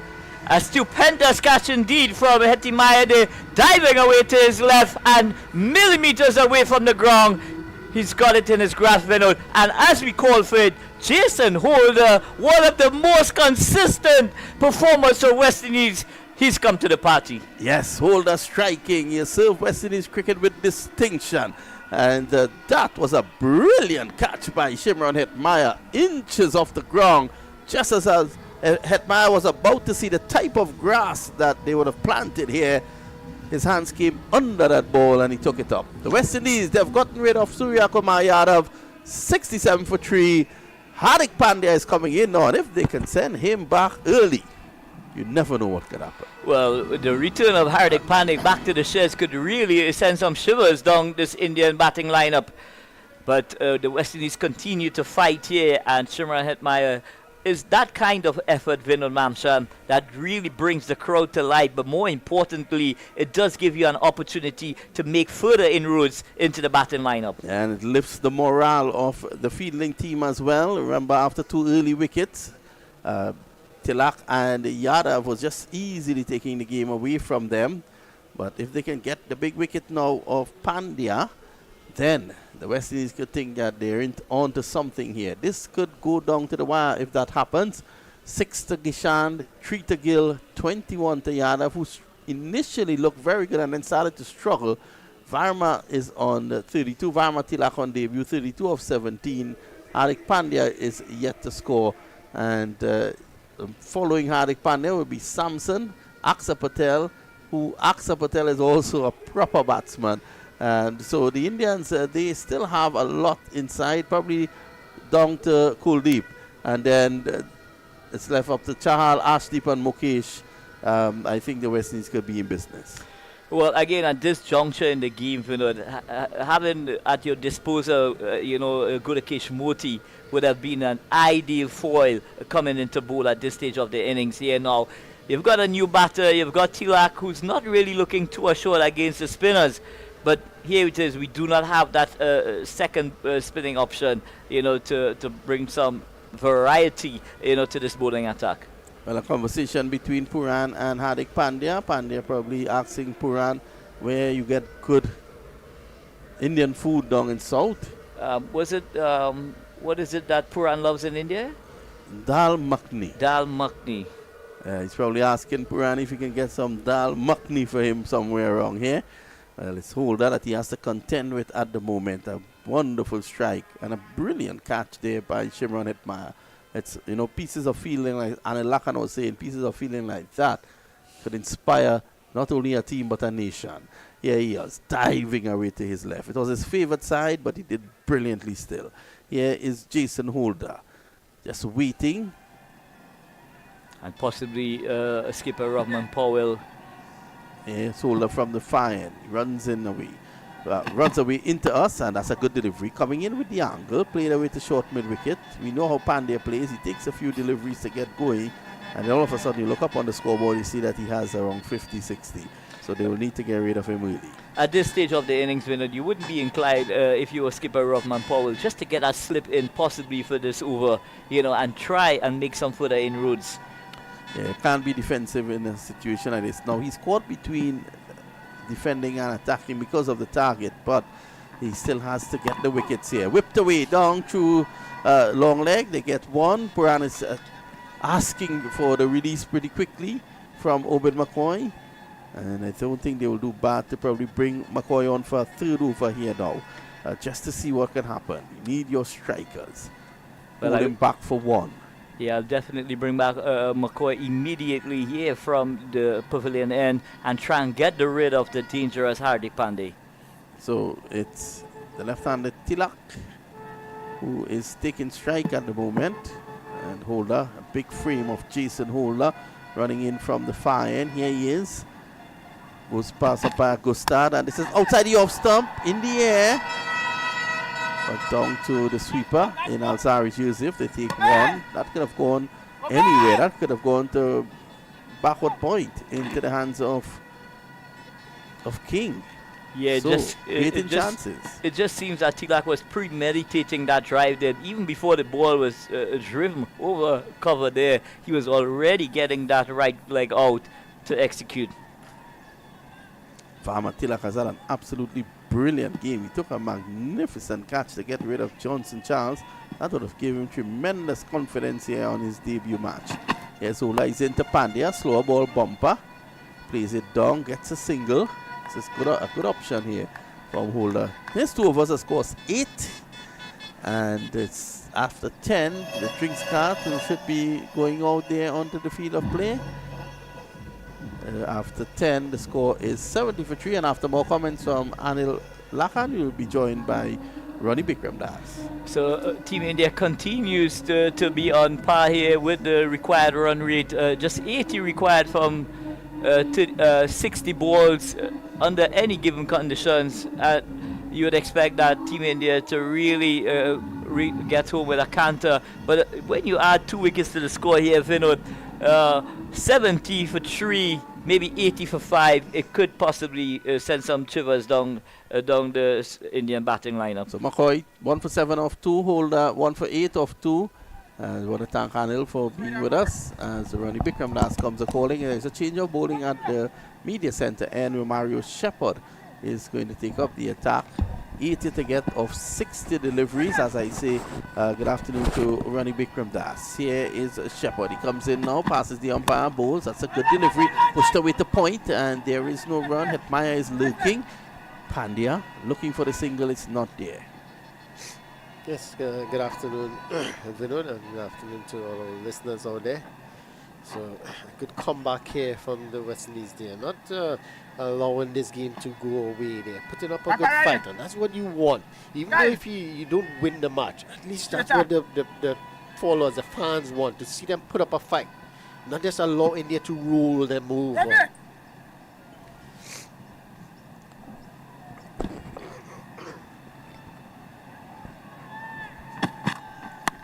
This time it's just pulled away down to deep mid wicket, only one. So as you mentioned before, Hardik Pandya, the captain, he gives himself a little time to get in, but you know once he get in, what he can do at the back end. So they will be wary of that, the West Indies bowlers and the captain in particular. But the man on strike, Tilak Verma, he really has done an excellent job.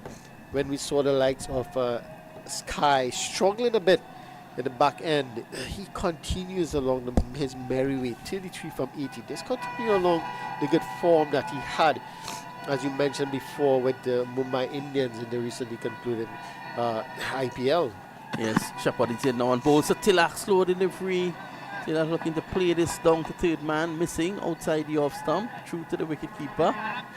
So this is what is needed, a lot of variation. We saw that earlier when the Indians were bowling in the likes of Pandya. Bowl a lot of variation, a lot of slower balls, a lot of cutters, and makes it difficult for the batters, especially if you know you have to go, you have to score quickly. You tend not to pick the slower ball at times, and it tends to bring you a wicket. So Shepherd, he has that in him, but he needs to produce a lot more. This time he goes across the stumps and cuts well for 4. And like I was saying earlier on, that when the West Indies batted, they were not moving around the crease just to put the ball off. That's exactly what Tilak did there. He went across the off stump. He was way outside the off stump and was able to access that down through backward point for 4.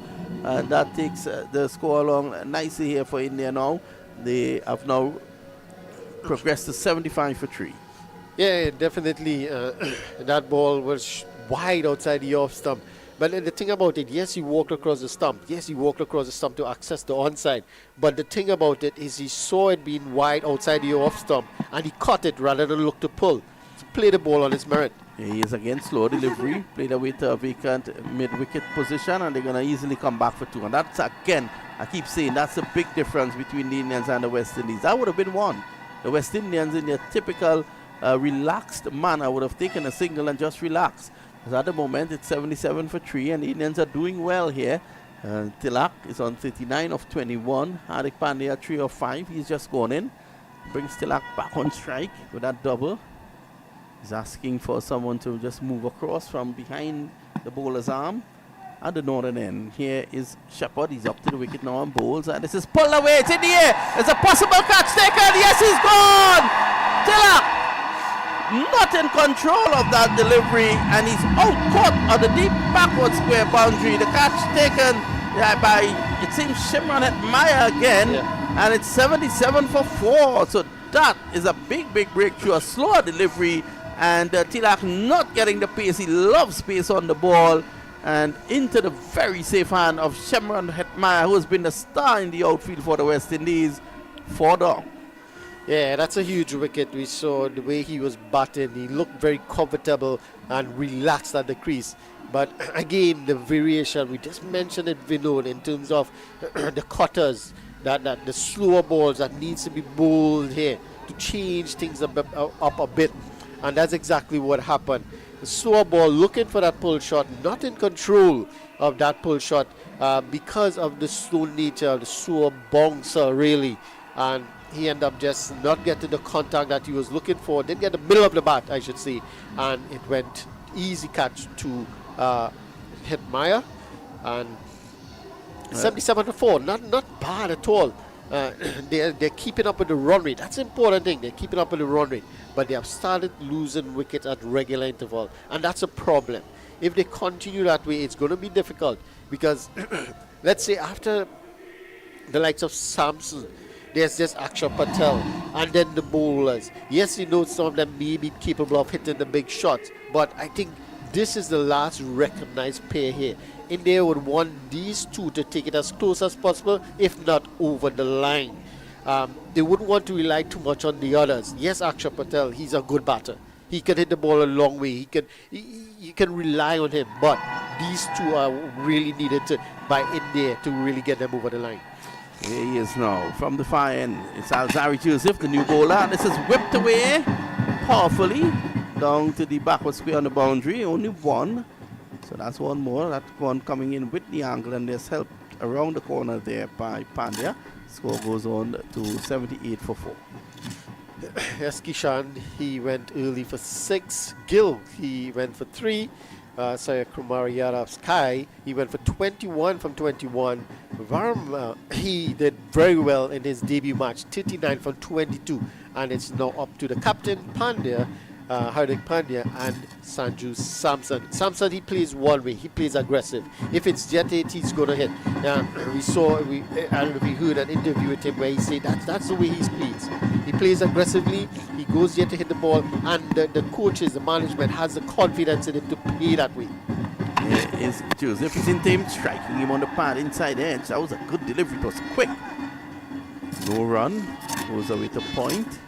Well, if it's one thing, you don't want to get Joseph angry. When he gets angry, he bowls quick.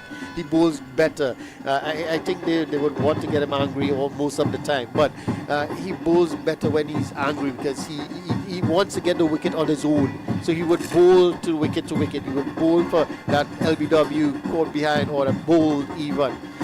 But as you mentioned, it's a nice passage of play here to see who would take the ascendancy. Up to the wicket, he bowls. It's a short, cut away, good stop at backward point by King. It was short and wide, and Sanju Samson not being able to take advantage of it, cutting it very hard but straight to backward point. 72 to get off 51 deliveries here. So the crowd really getting into the action here at the Barana Cricket Academy. Good crowd on hand for this T20 International. And it's India versus the West Indies. When India come a calling, people come out. They want to see the Indians. And of course, the West Indies team looking to battle and see if they can beat India here. Here is Joseph. He's up to the wicket now and bowls. That's a Yorker length delivery. Played away to short mid wicket, and there is no run. The score remains 78 for 4. Yeah, this is good from Joseph here. A lot of variation. We can see we saw that previously in the over from Shepherd. Now we see it here from Joseph. That Yorker length delivery, short and wide outside the off stump. So they're not allowing the batters to expect the same ball over and over. And it would play into the hands of Joseph here, with Samson not being able to score. He likes to score. He likes to field bat on ball. And the fact that he has been there for 3 deliveries now without scoring, it is going to play on his mind. So let's see if Joseph can finish off this over here to Samson. This is Zari Joseph to Samson. This one is wide. Samson is guiding this one through that point region. And the fielder at the third man, that's Akil Hussain. He cleans up and they get one more. So that is not bad from Joseph here. He would want to continue this way. Just keep it nice and tidy. Follow up that good over from Shepherd and build. In this next 5 overs here, if they could really strict in there in terms of scoring and pick up a couple wickets, it could really tilt the game in their favor. Joseph to Pandya, over extra cover, and that will go into the boundary for 4. Yeah. So at the end of that over, 67 to win from the last 8. And you'll fancy the Indians to get across the line here unless something dramatic happens from the West Indies. Yeah, and that last shot, pitched up delivery, given a bit of width, and he deliberately went aerial. All he had to do was go over that extra cover fielder, and it was into the boundary for 4. So that will get Pandya going. He is 8 from 7 now, and he would need to get going here. It's either he needs to get going or Samson. But Samson is generally an aggressive batter, so he might, give himself the confidence to really go and get a quick 20 or a quick 30, which will, finish the game off quickly. And Pandya, he would have to be the one to battle the very end here. Well, this is an important over coming up here for the West Indies, and that's Akil Hussain. He has been absolutely brilliant. 1 for 11 in 3. And it's 83 for 4. The West Indies need to strike and strike quickly. 2 new batsmen in. Pandey on 8. Samson is on 1. It's Samson who's on strike. And the field is spread for him. Here's Hussain. He's into him. And looking to choke him for room. They should get 1 here just behind square. And that's... Yes, he did get back, don't they? No. Again, very neat signal coming from Gregory Brathwaite. Leg by. Score goes on to 84 for 4. Yeah, this is good from Akil Hussain. He's 1 for 11. And from he's into his 4th over. And if he can pick a wicket here for the West Indies, it will put them in a very good stint in terms of this play. Swept away powerfully. That's 4. Slug swept. Lovely shot indeed there by Captain Pandya. Yeah, pitched up delivery, full length delivery on that off stump, and he swept it nicely. The thing about it, he hit it early in front of square. There's that fielder just behind square on the boundary, but he hit it early, hit it in front of square. The fielder had no chance at all. It raced away to the boundary, and that's 4 more. So Pandya starts to get going now, and this is going to be a little problem for the West Indies. Sammy's beaten outside the off stump. Quicker delivery. Brandon. Can't fault Brandon, Hussain come for back his work here today. That one just gripping and beating the outside edge of the bat. Yeah. Good man. Oh, how the West Indies would have loved to have had a second spinner here today, Ronnie. Definitely, yeah, they would have liked to. But you have to give credit to India. They play spin well too, so you never know, it could have gone either way. Well, it's a pitch that's giving the spinner something. And if you a spinner worth your salt like Hussain is, look how brilliantly he has done. Only 15. This is punched away the cover, no run. 15 runs, and he's in his 4th over. Holder moved away a bit to his right at long on. Here's Hussain. He's in. This is short. Again, gripping and turning, preventing Pandya from timing it wonderfully as he normally does. He gets 1 though down to the sweeper, and the score goes on to now 89 for 4. Yeah, 89 for 4, and it's not bad. Yes, Akil Hussain is his last over, but 6 runs already of the over, which is fine. They wouldn't mind that at all. Another single here, and it's a good over for them.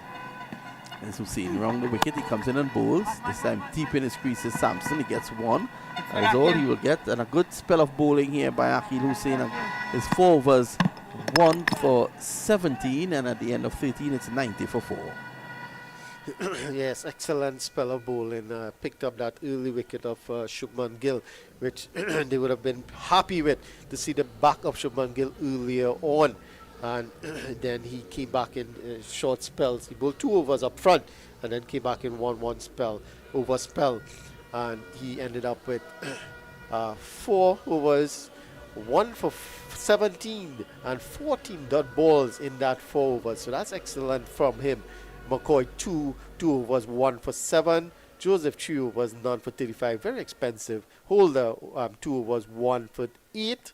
And Shepherd 2 overs, 1 for 20. So at the moment, it's going to be Shepherd to continue. Got a wicket in his last over. It's been expensive though. Here's Romario Shepherd from the fire, and he's up to the wicket now. Bowls, and this is in the air. Saw it late. He took off late, and Alzari Joseph should have taken that. He was just not in the play at all. He took off very late. That's a single to Sanju Samson. You need to take catches like that. You need to put in that effort. Alzari Joseph took off very late and should have taken that at deep mid-wicket. Yeah, definitely he was late to react there to that one.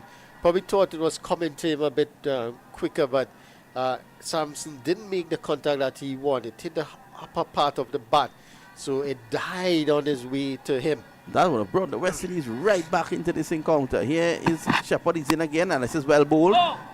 Driven back to him. He stops it. No run. Yeah, that's excellent from Shepherd there. Had he not gotten to that one, or got a hand to that one, it would have been at least 2 runs, because we saw the run between the wickets has been excellent from the Indians thus far. And the long off is a bit wider, so it would have been easier to get 2 runs. But this is good from Shepherd here. As you mentioned, he was a bit expensive, but he has started this over really well. Yeah, Shepherd, he comes in again, and we old bulls. Slow delivery, beaten outside the off stump is Pandya. So he's showing his variety here in this over. Slow ball bumper could have given him another wicket. So since then, Alzari Joseph has been banished away down to square leg on the boundary, and the man who seems to be catching everything, even the Kuhl, Shimron Hetmaya, is at deep mid wicket. 59 to get off 39. You'll think that the Indians can get that easily. So wickets, that's what the West Indies will need here. Here is Shepherd. He's in and bowls. There's a full pitch delivery. Signal wide, but I think it touched something, did it? He's trying to indicate that to the umpire. Umpire signal wide. That's umpire Patrick Gostard. Score 92 for 4. Well, the bowler, he wasn't happy. He thought that it hit something on the way. Well, we heard something as the ball passed the batsman. Well, it's like the bat hit in the ground, or the bat probably hit in the pad. Well, there's no replay for us to see that. I've noticed today those questionable calls, we haven't been able to see the replays. I wonder why. Here is Shepherd. He's driving this time. Officially Pandya. He gets 1. So he goes on now to 14. The score is 93 for 4. Yes, again, this driving straight down the road. This is good from Shepherd here. Mixing up his piece nicely, mixing up his length nicely, and not being too predictable. And that's what you need at this time at the back end here, when you're trying to defend a low total, really, and you don't have much runs to play with. And he's going to bowl to the new batter now. Here he is, he bowls to him, good delivery, Yorker length, forced away down to Hetmaya. Brilliant bit of fielding. Hetmaya covering a lot of ground, and he returns quickly, cuts it down to 1. He definitely saved the single there, and the score is now 94 for 4. Yeah, seemed to be the fan favorite at the moment, because he got a loud cheer from the crowd when he stopped that one and just reduced them to a single. Well, good over so far from Shepherd, just the 4 runs coming. Looking to tighten the screws. How would he like to get the wicket here off Pandya? Here he is, up to the wicket now. He bowls to Pandya. Pandya is driving, and just out of the reach of backward point, into the boundary for 4. Shepherd probably thinks the world is against him. That was just out of the reach of King, and that's a fortuitous boundary there to the Indian captain. At the end of 14, it's 98 for the loss of 4. Yeah, pitch stop delivery, looking to drive through the covers, but getting the outer half of the bat. And as that one passes King. King did well to get across, to dive across to get a hand to that, but it was way past him in a flash and down to the boundary for 4. So a good boundary there for the Indians. They moved to 98 for 4 now after 14. Remember, the target is just 150. It seems like it's going to be McCoy, yeah? It's going to be McCoy who's going to take up the attack from the northern or media end. And he bowled really well up front in terms of his 2 overs, picking up that important wicket as well of Ishan Kishan. And he would want to continue. Remember, he bowled 2 overs, 1 for 7. So he would want to continue. If he can get a wicket, or if not, just keep it less than 7 runs for the over, which would be excellent.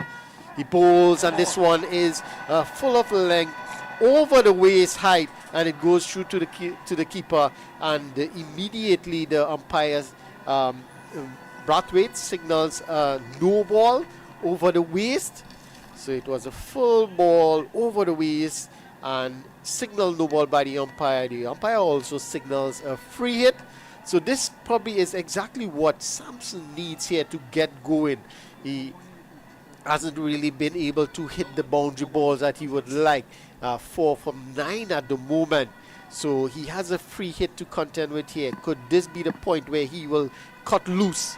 It's McCoy to Samson. Samson is caught in this one, square of the wicket.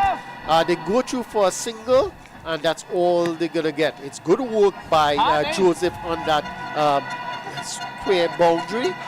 And it's 1 more to the total. That brings the 100 up. It's 100 for 4 in the 15th over. Yeah, so the 100 up, the West Indies will know that they need a wicket, and all the Indians have to do is to bat through these overs. They're going to win if they do that. The captain, the ever-present danger, Hardik Pandya, is still there, and at the moment, it's going to be Obed McCoy, who has done well so far. Here he is, up to the wicket now. He bowls to Pandya, and this is flicked away, down behind square. There is a protection down there in the form of John O'Charles, and it's got down to 1. 49 of 34. So the West Indies would love to tighten the screws here. Could lead to an injudicious shot, but you always feel that when Samson is on strike, you get an opportunity to get him out. Yeah, he looks for the boundaries. He looks to hit the ball over the ropes for 6. So he will always give you that chance, that opportunity. But once he get it right, there's no chance. Here is Obed McCoy. Up to the wicket now, he bowls, and again Samson gets this to the bottom half of the bat. Again down to Johnson Charles. He makes good ground. Down behind square, that's only 1. 102 now for 4. Yeah, finding it difficult to get McCoy away. Yeah, looking for more power there, Samson, and losing his shape. And yeah, he's now practicing the shot that he should have been playing. Just stay still, front foot out of the way, and hit it down the ground. So he has to be careful here. Here's McCoy. He's in now, and this is down the leg side. That's 4 runs. Badly lined. And did he get back onto that? Leg by signals the umpire. And that 4 has a very important boundary. Now 44 of 32, but a bad line there by Obed McCoy. Yeah, definitely bad delivery on the leg side. It came back into the right-hander, but it was too much down the leg side. Allowed. Pandya probably was disappointed that he didn't get a bat onto that one. But nonetheless, it came off the tie pad and 4 runs to the score. So they have been able to get a boundary every over and a 3-4 runs, so which is excellent. Here's McCoy again. He comes in and bowls him, and again taking pace off that one. Not coming up, hits Pandya in the midsection. So Pandya, this has got a 70 not out in the ODI. The captain leading from in front here now with his 19 of 18. He has been measured. No need to do anything silly. He has to be the one to bat throughout the innings here. He has to bat till the end. If he stays here till the end, they're definitely going to win this with ease. But if they can get his wicket here, I think the West Indies would go a long way in terms of probably winning this match, if not taking it very deep. Here's Obed McCoy. Comes in now on bowls, and Samson hits this down the ground. That's 6 runs. Jason Holder is there, but even Holder can't stop that. Light delivery, again movement around the crease, and he's able to hit that away. After 15, the Indians are large and in charge, racing towards victory. They need 37 or 30 after more thoughts from Ronnie Bikram Das. We will be joined by Anil Laka. Yeah, that's exactly what he wanted. Just to hold his shape there. He got outside the line of the arms up, hold his shape really well, and hit straight down the ground. Picks up 6 more, and that will get him going. Indians just requiring 37 from 30 deliveries, and it should be easy here from them.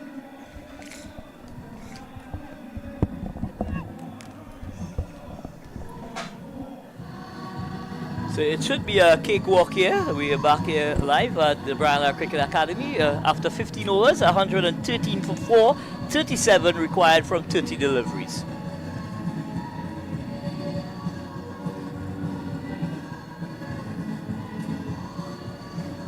And is something that we didn't see in the West Indies innings. You see there Sanju Samson getting wide outside the off stump, giving the bowler something to think about, but was not able to make that adjustment at the final moment and travel the distance. This is going to be Jason Holder from the southern end. So Holder has been really good. His 2 overs, just 8 runs. And I go back to saying here that the West Indies missed that second spinner today. Here is Jason Holder. He comes in and bowls, and this time he's bowled him! Holder strikes, and the West Indies, they're back here. A beautiful delivery there by Jason Holder. What a player. Yeah, what a consistent player indeed he has been for West Indies cricket. He has served West Indies cricket, you know, to the hilt. And he coming back here, that cutter delivery, cutting Hardik Pandey in half, and off goes the off pole.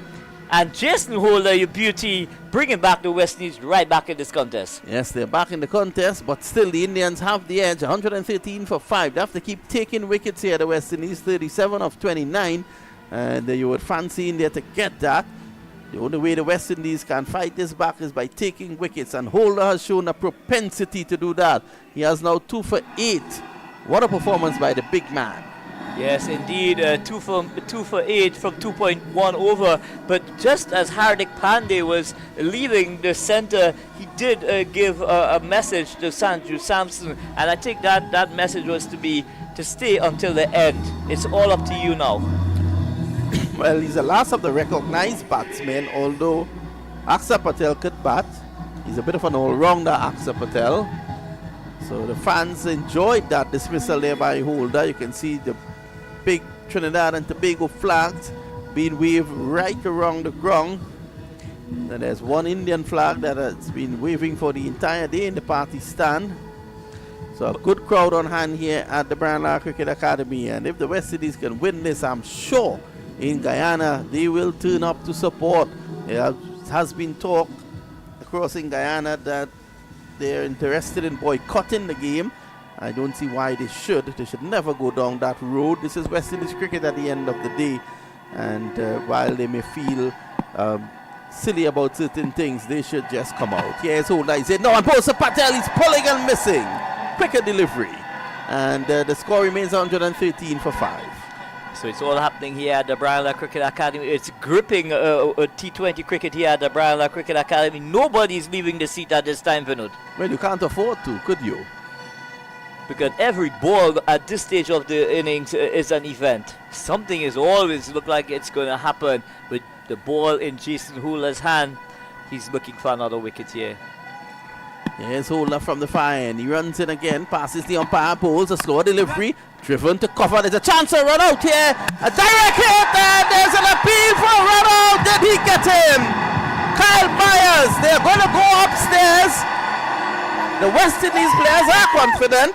Could this be a stroke of brilliance here by Kyle Myers? We wait to see. Well, I tell you what, Nick Puran, from the moment that ball hit the sticks, he was all up in the air. He had seen possibly that Sanju Samson is way short of his crease here. Well, we don't know. We'll have to see. I tell you, this looks good. This looks good. The West Indies could be striking here. Yes, he's gone. And it's he's very run good. out. He's run out. And the West Indies are back in this encounter. A wonderful bit of work by Kyle Myers. All of Oystons is up in the air now as the Barbadian has struck.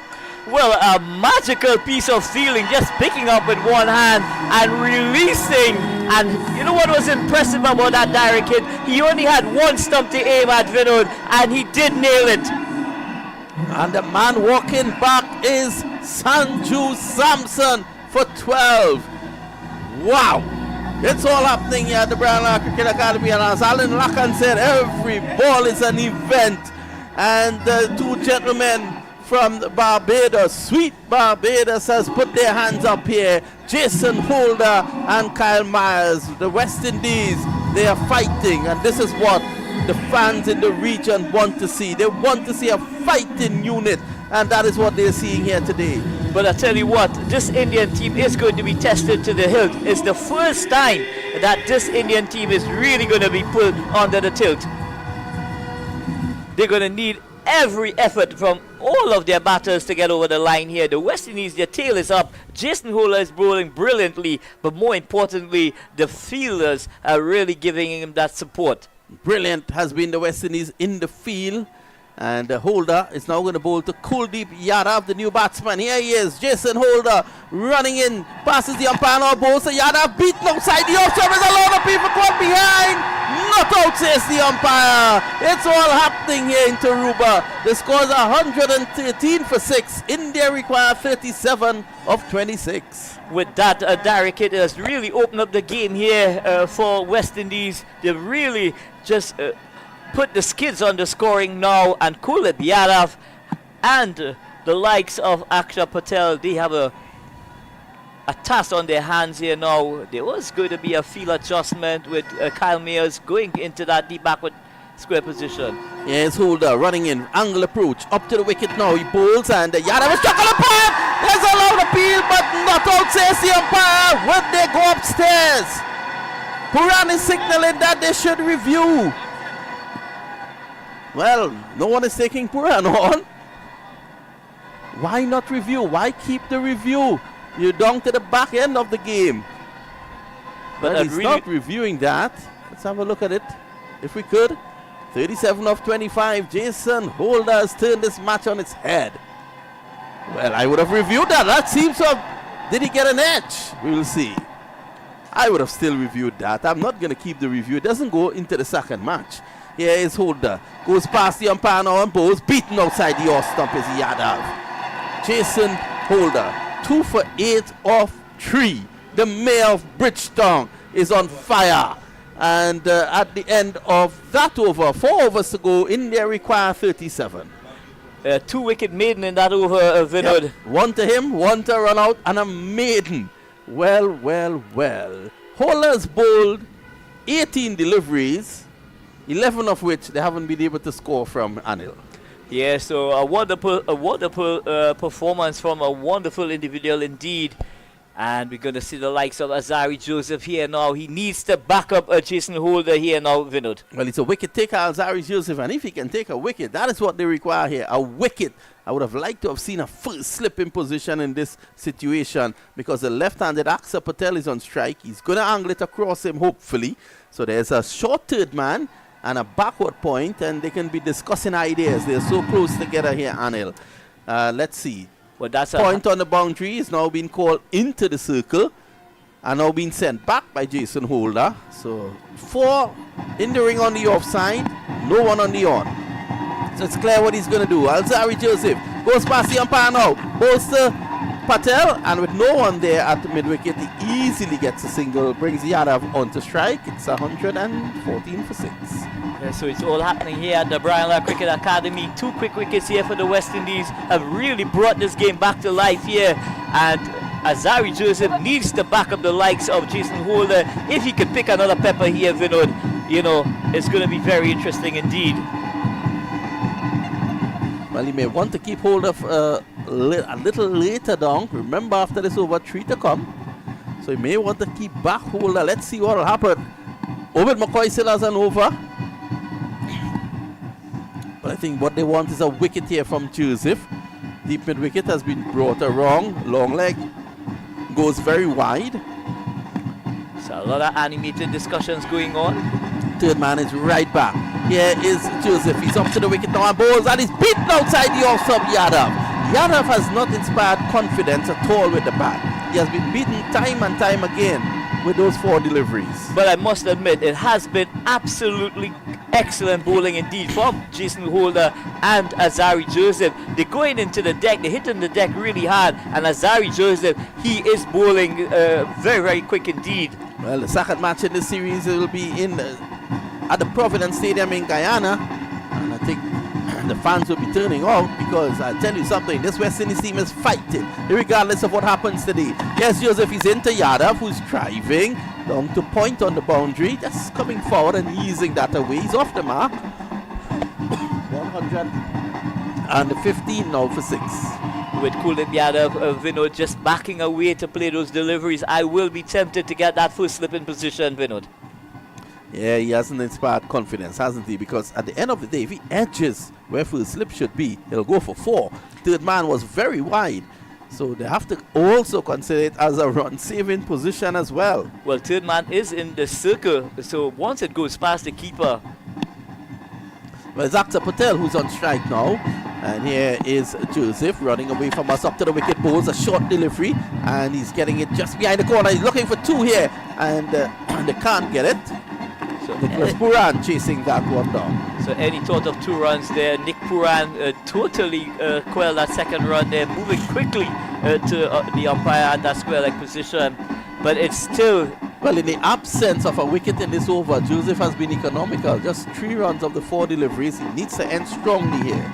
But what I'd like to see from Joseph is that he's got some extra protection on the offside. The 6th delivery in his last 2 overs went for boundaries. Yes, he needs to tighten up. He's calling third man a lot finer. There's Joseph up to the wicket now. He bowls, and this is short. Looking to pull this somewhere behind square. Not getting hold of it as he would like. A single though to Yadav. 34 to get. Joseph. I think just 1 delivery to go in the over. A leg by signal. And how well Brathwaite has been very late in signaling the leg by. One hopes that the last ball of this match is not a leg by. He will signal it at the beginning of the next T20 International. 33 of 19, Anil. It's all happening. Yeah, and the Daranganga Cricket Foundation there, all in their numbers as well. Here is Joseph. Running away from us, up to the umpire now on bowls. This is forced away nicely by Patel. There is protection down there, Johnson Charles, on the point boundary. So he keeps a strike, Akshay Patel, and that is important. Akshay Patel could take the game away from the West Indies. He's a very good batsman lower down the order. 32 of 18, how do you see it? Well, it's still a touch and go, Vinod. The batting team at this stage still has the advantage. We need West Indies need to get rid of Akshay Patel and make further inroads into this batting lineup. Kuhl has not inspired us at all with a bat in hand, but that doesn't mean to say that it's over at this stage, Vinod. Well, if that's the way Kuldeep is batting, you wouldn't want to see Chahal, Ashdeep and Mukesh the way things are going here at the moment. So Jason Holder, he's thrown in his major trump here now. Jason Holder is going to complete and look to push them back further. I like this move. I love how far he can push them back. 2 for 8. He has been brilliant, Jason Holder. Well, apart from pushing them back, I think the idea is to try and get Akshay Patel out. Here is Holder up to the wicket now. He bowls to Patel, who is driving inside edge, looking for a single. It's not there. Looking to force through the offside, the pace not there, and that delivery, that dot ball is met with tremendous applause here at the Brandar Cricket Academy. Every dot ball in a T20 game is like goal, Vinod, at this stage of the innings.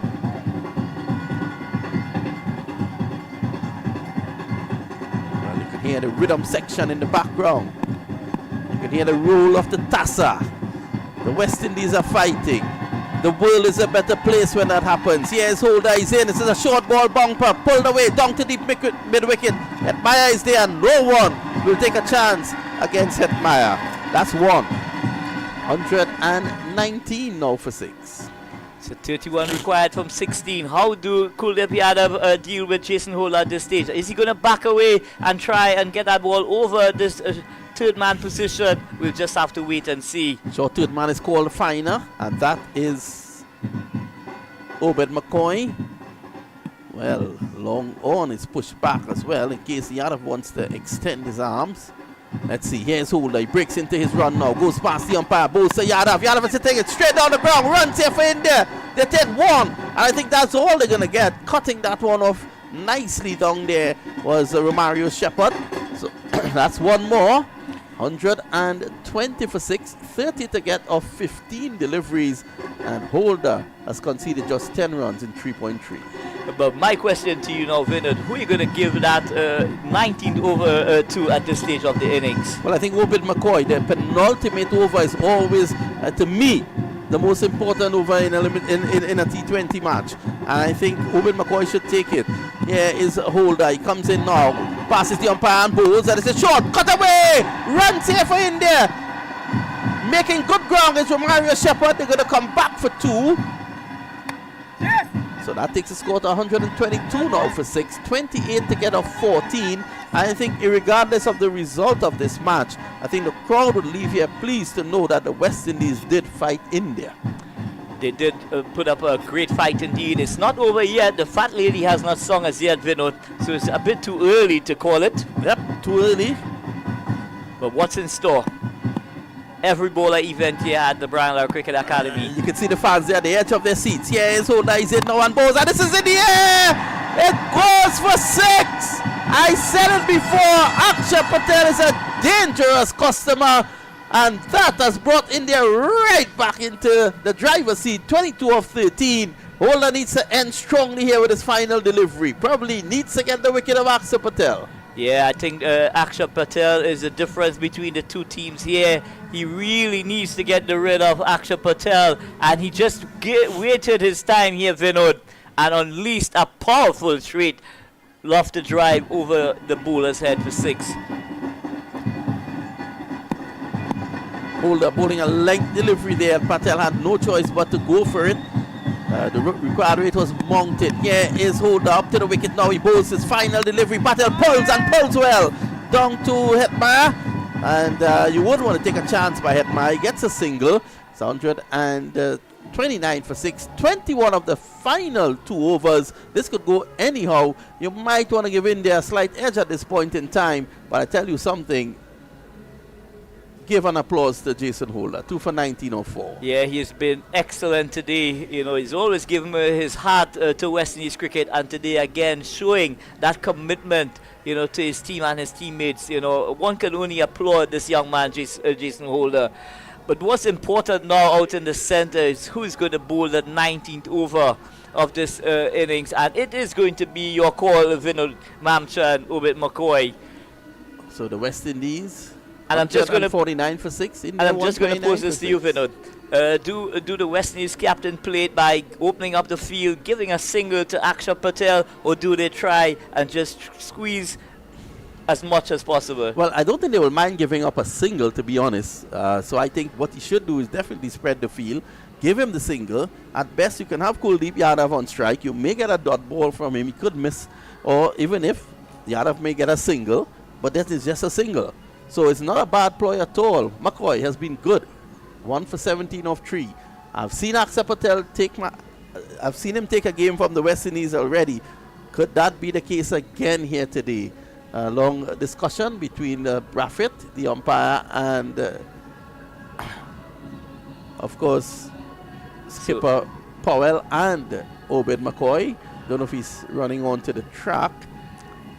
So it seems that the mode of attack is going to be full and wide outside the line of the off stump. There is that short third man in position, but is the third man going into position as well? Braffett is telling him that he needs to speed up.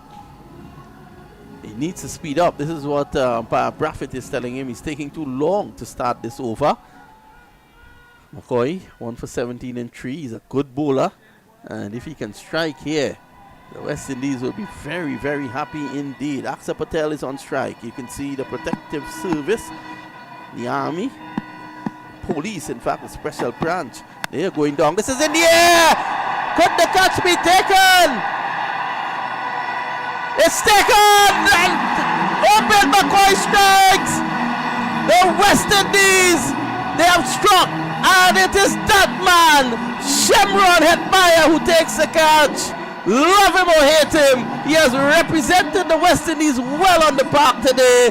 21 to get off 11, but Akshay Patel is the man who has to leave. Well, Akshay Patel, in my opinion, didn't need to play the shot this early in the 19th over. Vinod. He should have just waited and buy his time. But with him having Kuldeep Yadav, who has not really inspired him a lot, he decided to take it on. But unfortunately for him, he holds out to that man Shimron Hetmeyer. As you rightly said, you can't keep him out of this game. He's been brilliant. Absolutely brilliant, and he has been able to represent well. You know, even in the field, he has this ground feeling. forget his catching has been superb, but his ground fielding today has really, really been good. You know, they can't take a chance from the moment the ball goes around him. You can't take a chance by him. If he was selling lottery tickets, he will remain with all. You would not take a chance from him. At 21 to get off 11. But Arshdeep Singh there, 27 matches, 6 runs, nothing to write home about. 6 runs of 27 matches. Probably he hasn't gotten time to really bat. Let's look at how he goes here. Here is a delivery. Oh, and he's backing away and beaten outside the off stump. Or did that go over the stumps? 21 of 10. My. Arshdeep Singh. Where was he going? Was he running to the Princestown police station to make a report? This went actually over the stumps. It was again that delivery sliding out the side of the hand. But Hetmeyer has been brilliant, hasn't he? Here is Obed McCoy. Goes past the umpire now, bow, slow delivery, whipped away. 4 runs! That's a brilliant shot. He just got it away from, it was Mario Shepard who's in the circle just behind square, and that will ease Indian tensions. It was well played, in fact, by Arshdeep Singh. Yeah, but so where was he going with the previous delivery, backing away? There was no need for that. Yeah, McCoy just losing his line there and allowing a free strike there from Arshdeep there to get a boundary. India still well in this here. 17 to get off 9. Here's McCoy. And this time he's hitting it down the ground. 4 runs. Arshdeep Singh is not looking pretty but effective here. And the Indians are right back in this. 13 of 8. 2-4 struck by Arshdeep Singh. Yeah, and I think maybe just underestimation of this man, Arshdeep Singh, that this West Indies team just believe that they'll be able to get rid of him. But he's struck 2 telling blows in the 19th over. Well, he has been held by 2 bad deliveries, to be honest. And Obed McCoy should probably look at the option of the Yorker here. Needs to go up. Struck for 2 fours by Arshdeep Singh. Would Arshdeep Singh put tears in the eyes of the fans here in Trinidad and Tobago? Let's wait and see. Here he is, running away from us. And he bowls to Arshdeep Singh. That's a wide. Obed McCoy rattled here by Arshdeep Singh. 12 to get off 8. It's all happening here at the Brown Cricket Academy. So Obed McCoy feeling the pressure here. It's a pressure cooker situation here at the Brown Cricket Academy. No one is leaving the seat. Every delivery is an event. And Arshdeep Singh looking to snatch a victory away from the West Indies here at the Brown Cricket Academy. He struck 2 lofty blows and he will want to continue in that vein. Here he is now. He's up to the wicket and bows. That's much better. Whipped away nicely. They take 1. They're going to come back for 2. No. That's just a single. So he's on strike now, Arshdeep Singh. He's, 1 delivery to go. Kuldeep Yadav is on strike. 11 to win. 7 deliveries. And were you out there, Anil? Would you put up your hands to bowl the last over? Not at all, Vinod. What I would do now, though, is that I will spread the field and give Kuldeep Yadav a single to bring him back on strike for the 20th over. That might well be a good move. Well, it's going to be Romario Shepard to bowl that last over, I think. Yeah, it's McCoy. He's in now and bowl to Yadav. Yadav clips it away nicely, gets a single. 10 of the last over, and we will see how it goes down here at the Brandar Cricket Academy. After 19, it's 140 for 7. India chasing 150 to win. Anil, your thoughts? Well, very interesting indeed, and it's good.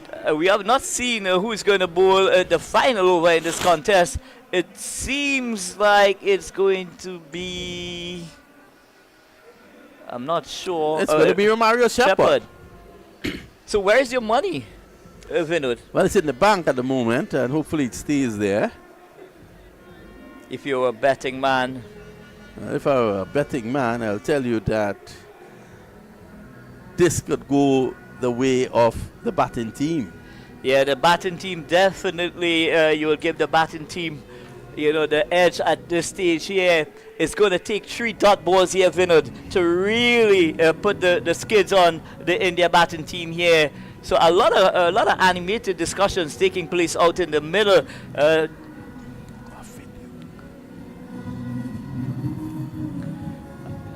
So a lot of animated discussions taking place here at the Brian Cricket Academy.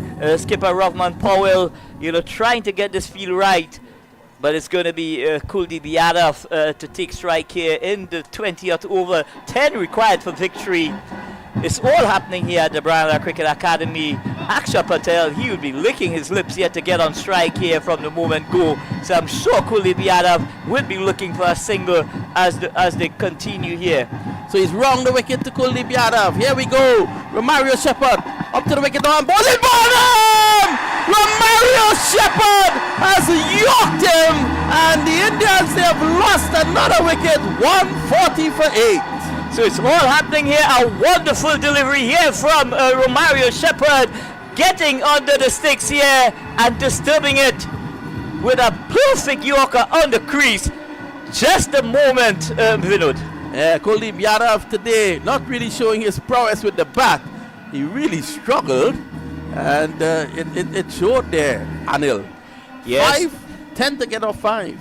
Well, it's still in favor of the batting team. We're not going to take it away from the batting team just yet. 3 dot balls here is what is required from Romario Shepherd to really keep the West Indies in the hunt here, Vinod. Well, the new batter is Yuzvendra Chahal. He seems to have forgotten something. He's running back. Probably forgot his box. But is the West Indies team going to call for a timeout on his innings here, Vinod? Well, the umpire, they are doing that. They're calling on a timeout because Purana's gone to the umpire and said, look, he has to come back. And back he comes. Yeah, so the stipulated time is, I believe... look at umpire Braffett is warning him. Yeah, he could be timed out, but Nick Puran is not going to upheld that appeal. So Chahal is going to have the opportunity to have his first strike. So Chahal is going to face now. Well, there's a meeting with about 5 senior players at the southern end. So they're all at the edge of their seats here. T20 cricket at its best. India, one of the best in the world, coming up against the 2-time World Cup champions, the West Indies, who have been trying to find their way. And Vinod, I have to bring this up. The likes of Akash Chopra has been talking a whole load of garbage about West Indies cricket. But when you see what's transpired here today, where is Akash Chopra? Akash Chopra? Who is he? Well, it's going to be Romario Shepherd to continue. He's going to bowl over the wicket to the little right-hander Chahal. Let's see what will happen. The crowd at the edge of their seats here. This is what is West Indies cricket. This is why people come to cricket here to see this kind of finish. Here is Shepherd. He's up to the wicket now. He bowls a Chahal. Chahal is looking for a single. He's going to get it. Just pushing it on the offside. So this is the equation. 9 or 4, and your favorite player, Arshdeep Singh, comes into strike. Well, I tell you what, there will never be a dull moment once he's on strike, Vinod. He's going to take it right down to the end is Akshay Patel. He's just going to buy his time here now and try and finish this game for Team India. But Romario Shepherd, if he could get rid of Arshdeep Singh now, then it would really be cuttings for this India team. But take nothing away from this West Indies team. They've been brilliant.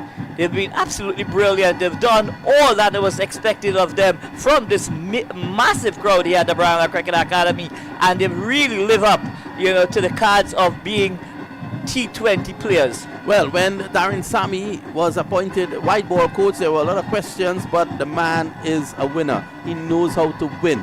Here is Romario Shepherd round the wicket. He's in now to Arshdeep Singh. This is squeezed away down to backward point. Runs here for India. They take 1. They're going to come back for 2.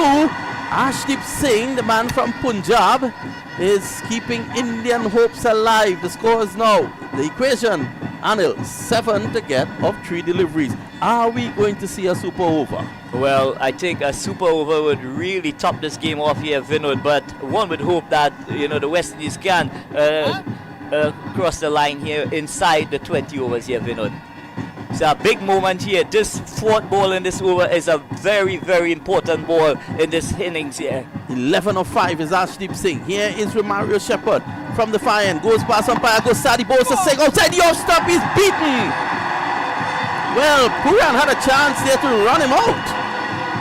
He held on to the ball. I think he should have exercised that option there, Anil. Well, I think what must have happened there for Puran, had he missed the sticks, they possibly could have run a bye. So he wanted to keep it at 7. 7 of 2. So it's all happening here at the Brian Cricket Academy. A very important delivery in the context of this game here. This delivery, if it goes away for a boundary. Yeah, is Shepherd up to the wicket now. He bowls Ashdeep Singh and he's clipping it away nicely. It's down to that man, Hetmeyer. There's a chance for a run out and he's gone! Ashdeep Singh has to go. And India now left with 1 wicket to get 6 runs off 1 ball. Well, the West Indies are definitely in the ascendancy here at the Brian Cricket Academy, and I must admit, it has been a total team performance, a collective performance here, Vinod Mapchand, that has brought this game to this point. I told you earlier on, Anil, my money is with the West Indies team, and you're seeing it here now. My money is in the First Citizen Bank, the government bank. Look at it. This is what you want to see. You feel it for the people out there.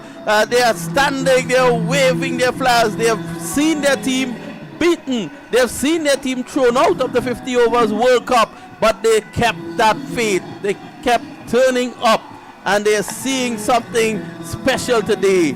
If Mukesh can hit a 6 of this final ball, West Indies would have still done well today.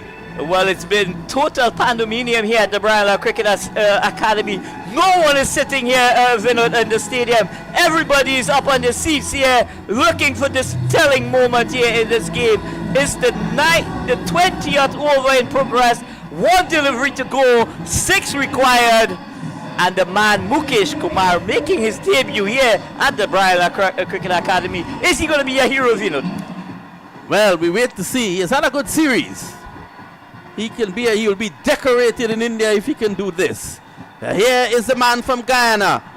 Shepherd passes the umpire now. Balls to Mukesh. He hits it down the ground. There's a single. The West Indies.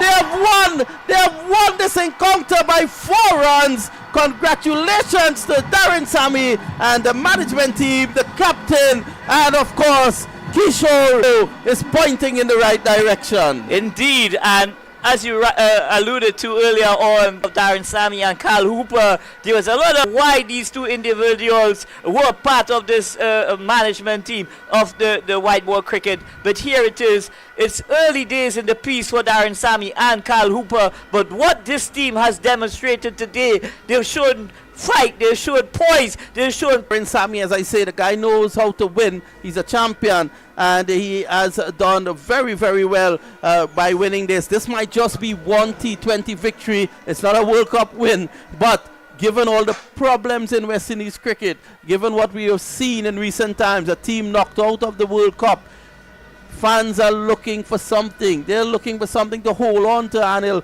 Like I'm saying here now, Anil, the last 3 times that the West Indies have stepped across the ropes to battle India, they've beaten them twice. So that in itself, does inspire a lot of hope indeed, Vinod. But I'm sure all West Indies supporters across the region, this West Indies team has given them something to smile about. Yeah, I think West Indian fans around the world, the West Indies is everyone's second team.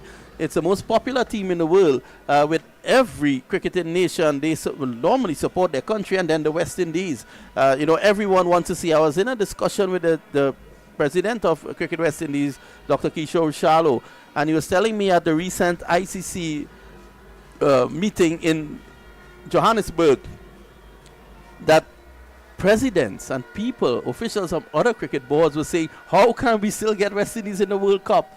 Well, you look at small steps, just winning and getting that winning culture into your head, just that belief that you can beat one of the top sides. We could spark something special. It can indeed spark something special, and this India team is no run-over team. They are one of the best teams in all formats of the game. So to get a wonderful victory here at the Brian Cricket Academy, I'm sure West Indies fans back in India, they would be applauding this West Indies effort. A great effort by the West Indies, and of course in Guyana, I'm sure they're going to be very, very happy to welcome this team across there now for match number 2 and match number 3. Of course, you'll be hearing it right here on the Freedom 106.5 FM. And then we head across to Fort Lauderdale, where Cricket 360 continues the production, and you'll get the 4th and 5th ODI. That's it from us here at the moment. Just to quickly go through the bowling figures. Hussein 1 for 17, brilliant. Holder 2 for 19, even more brilliant. And Shepard 2 for 33, came back well in the end. McCoy 2 for 28, he was also brilliant. And 4 overs, none for 39 from Alzari Joseph. Joseph, his first 2 overs went for 25, so he came back. His last 2 going for 14. And I think we're going to head across very shortly. We take a short break, but when we come back, we're going to head across to the presentation ceremony.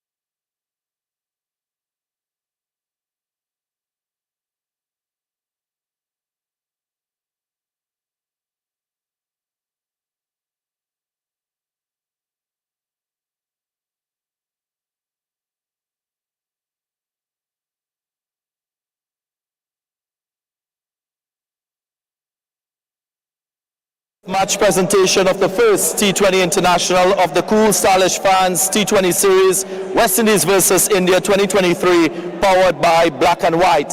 We have a thrilling first match. Congrats to West Indies on winning by 4 runs and taking a 1-0 lead in the series. We would like to thank the official sponsors of the series who have made this possible. Kuhl Stylish Fans, title sponsor, Black and White, CG United, MasterCard, Dafabet, Blue Waters, Caribbean, Coca-Cola and Visit Trinidad. Now for the Kuhl Stylish Fans play of the match, I have the honor of introducing Mr. Azam Basrat, Vice President of Cricket West Indies and President of Trinidad and Tobago Cricket Board. He will present the award and the judges have gone with Jason Holder for his 2 for 19 in 4 overs, his unbeaten innings of 6. He receives the Kuhl Stylish Fans play of the match and we will get the opportunity to speak with him. Jason, many congratulations. That break during the one-day international series have seemed to energize you towards this award. Yeah, I mean, the amount of cricket I've been playing now for the last 3 years, it's been a lot. So I just try to find some passes where I can get some time off, recuperate, refresh, and come back again. I think it was well needed. And yeah, it's really good for us to come out here and perform the way we did in this first T20. What did you enjoy the most about your effort with the ball? I was just happy that I stuck with the plans. Obviously, the wicket was one where if you used it a lot, you could get something out of it. So for me, I just wanted to stay in the wicket as long as possible and, make them work hard for their runs. One of the things that I really pride myself on is trying not to give away any free runs, more or less trying to make the opposition work a little harder for the runs based on the conditions. Staying with those 2 wickets, 2 very important wickets, that of the Indian captain and Surya Kumar Yadav. And more so, that 18th over double wicket strike, was that in your estimation the turning point of this match for the West Indies? Yeah, I guess it was a turning point based on the fact that the game was coming down very close. They had set batters and it's just a matter for us to try to stay in the game. It was as lowest total for us, but having said that, the conditions dictated that, it would have been a little bit more difficult in the back end anyways. So really well thought about, pleased for the guys really stuck together and it was a total team effort. A leader in your own right, 149 at the halfway stage, batting first. What were your thoughts going into bowl in the second half? Look, I think with the quality aside in the end, you always think that they would chase a total like that. But I think the conditions, as I said before, really played in the favour of the bowlers. And I think once we made them work hard for the runs, we got early wickets, I think, which is really, really important. We always in the game want to get early wickets, and then the double wicket straight in that over was very, very crucial as well and put the pressure back on them. Congratulations again, Jason. Thanks for your time. Thank you. That's Jason Holder, the Kuhl Stylish Fans play of the match. Moving on, I'd like to call on Hardik Pandya to have a chat. India's captain. Close game, Hardik. Upon reflection, you think if you had the chance to bat first, the outcome would have been different?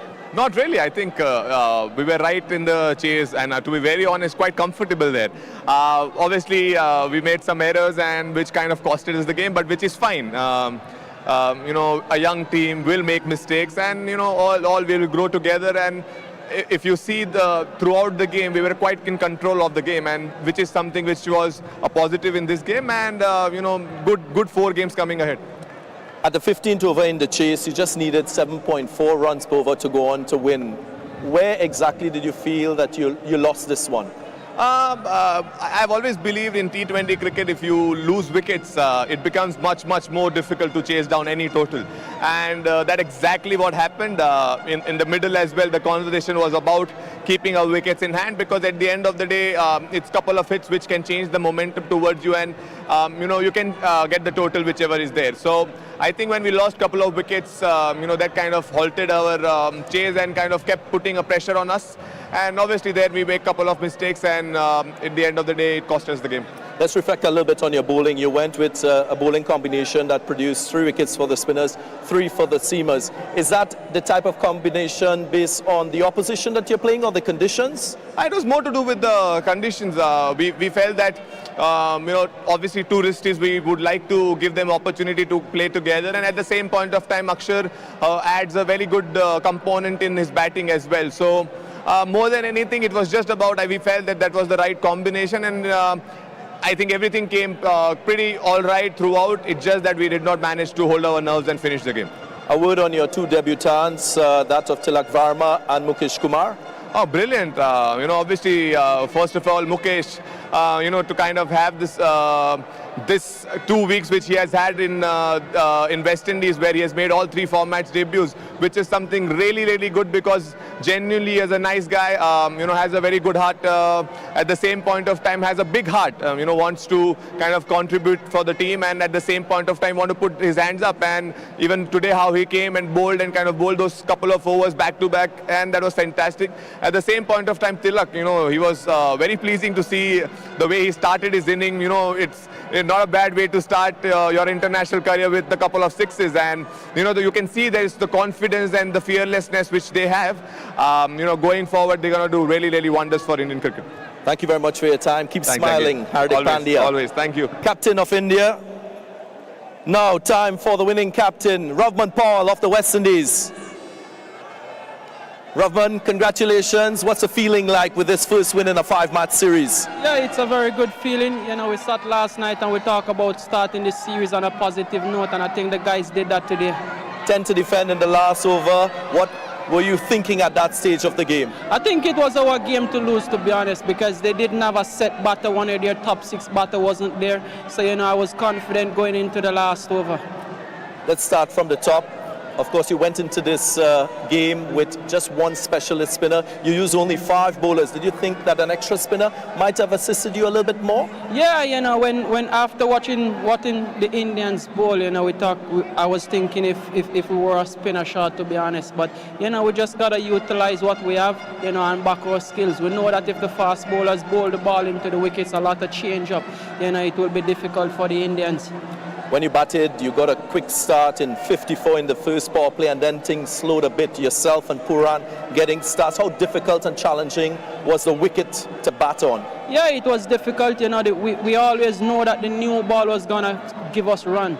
So it was always gonna be a good power play, and then it slowed down in the middle because they have a lot of very good spinners, so it's just the series will be decided on our West Indian batters bat spin during that middle overs, because if we bat spin good during the middle overs, then we'll load up at the back end and we have the power at the back end, so that even make the left-handers, the Ed Meyer, the Puran and Kyle Mayers very, very important for those middle overs. Pleased that you produce in this game with the bat. You look quite fluent at the back end of the innings. Yeah, I know it was going to be difficult to start. It's always difficult to start in the Caribbean, but once you get a start, runs is there. Finally, a word on Jason Holder, your player of the match, who came good on that 18th over. Was that the turning point in your estimation?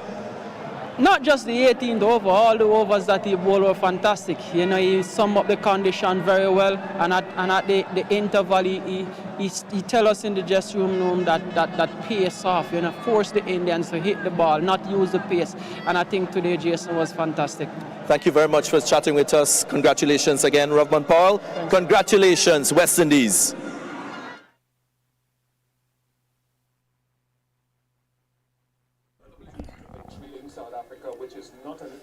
Well, you heard it there. The West Indies are winning by 4 runs, and the West Indies captain Ravman Powell just really singing the praises of Jason Holder, bowling in the 18th over, a critical over for the West Indies. In the end, he had 2 for 19 that really made a tremendous difference as the West Indies now head to Guyana, leading 1-0. All the talk of a boycott in Guyana, I'm sure that after this wonderful win here, I think the fans will be showing out in Guyana to support the West Indies. They lead the series 1-0. And how sweet does that sound? The West Indies lead the series. So 1-0, that's it from us here in Trinidad and Tobago. And next up, Providence Stadium in Guyana. Bye for now.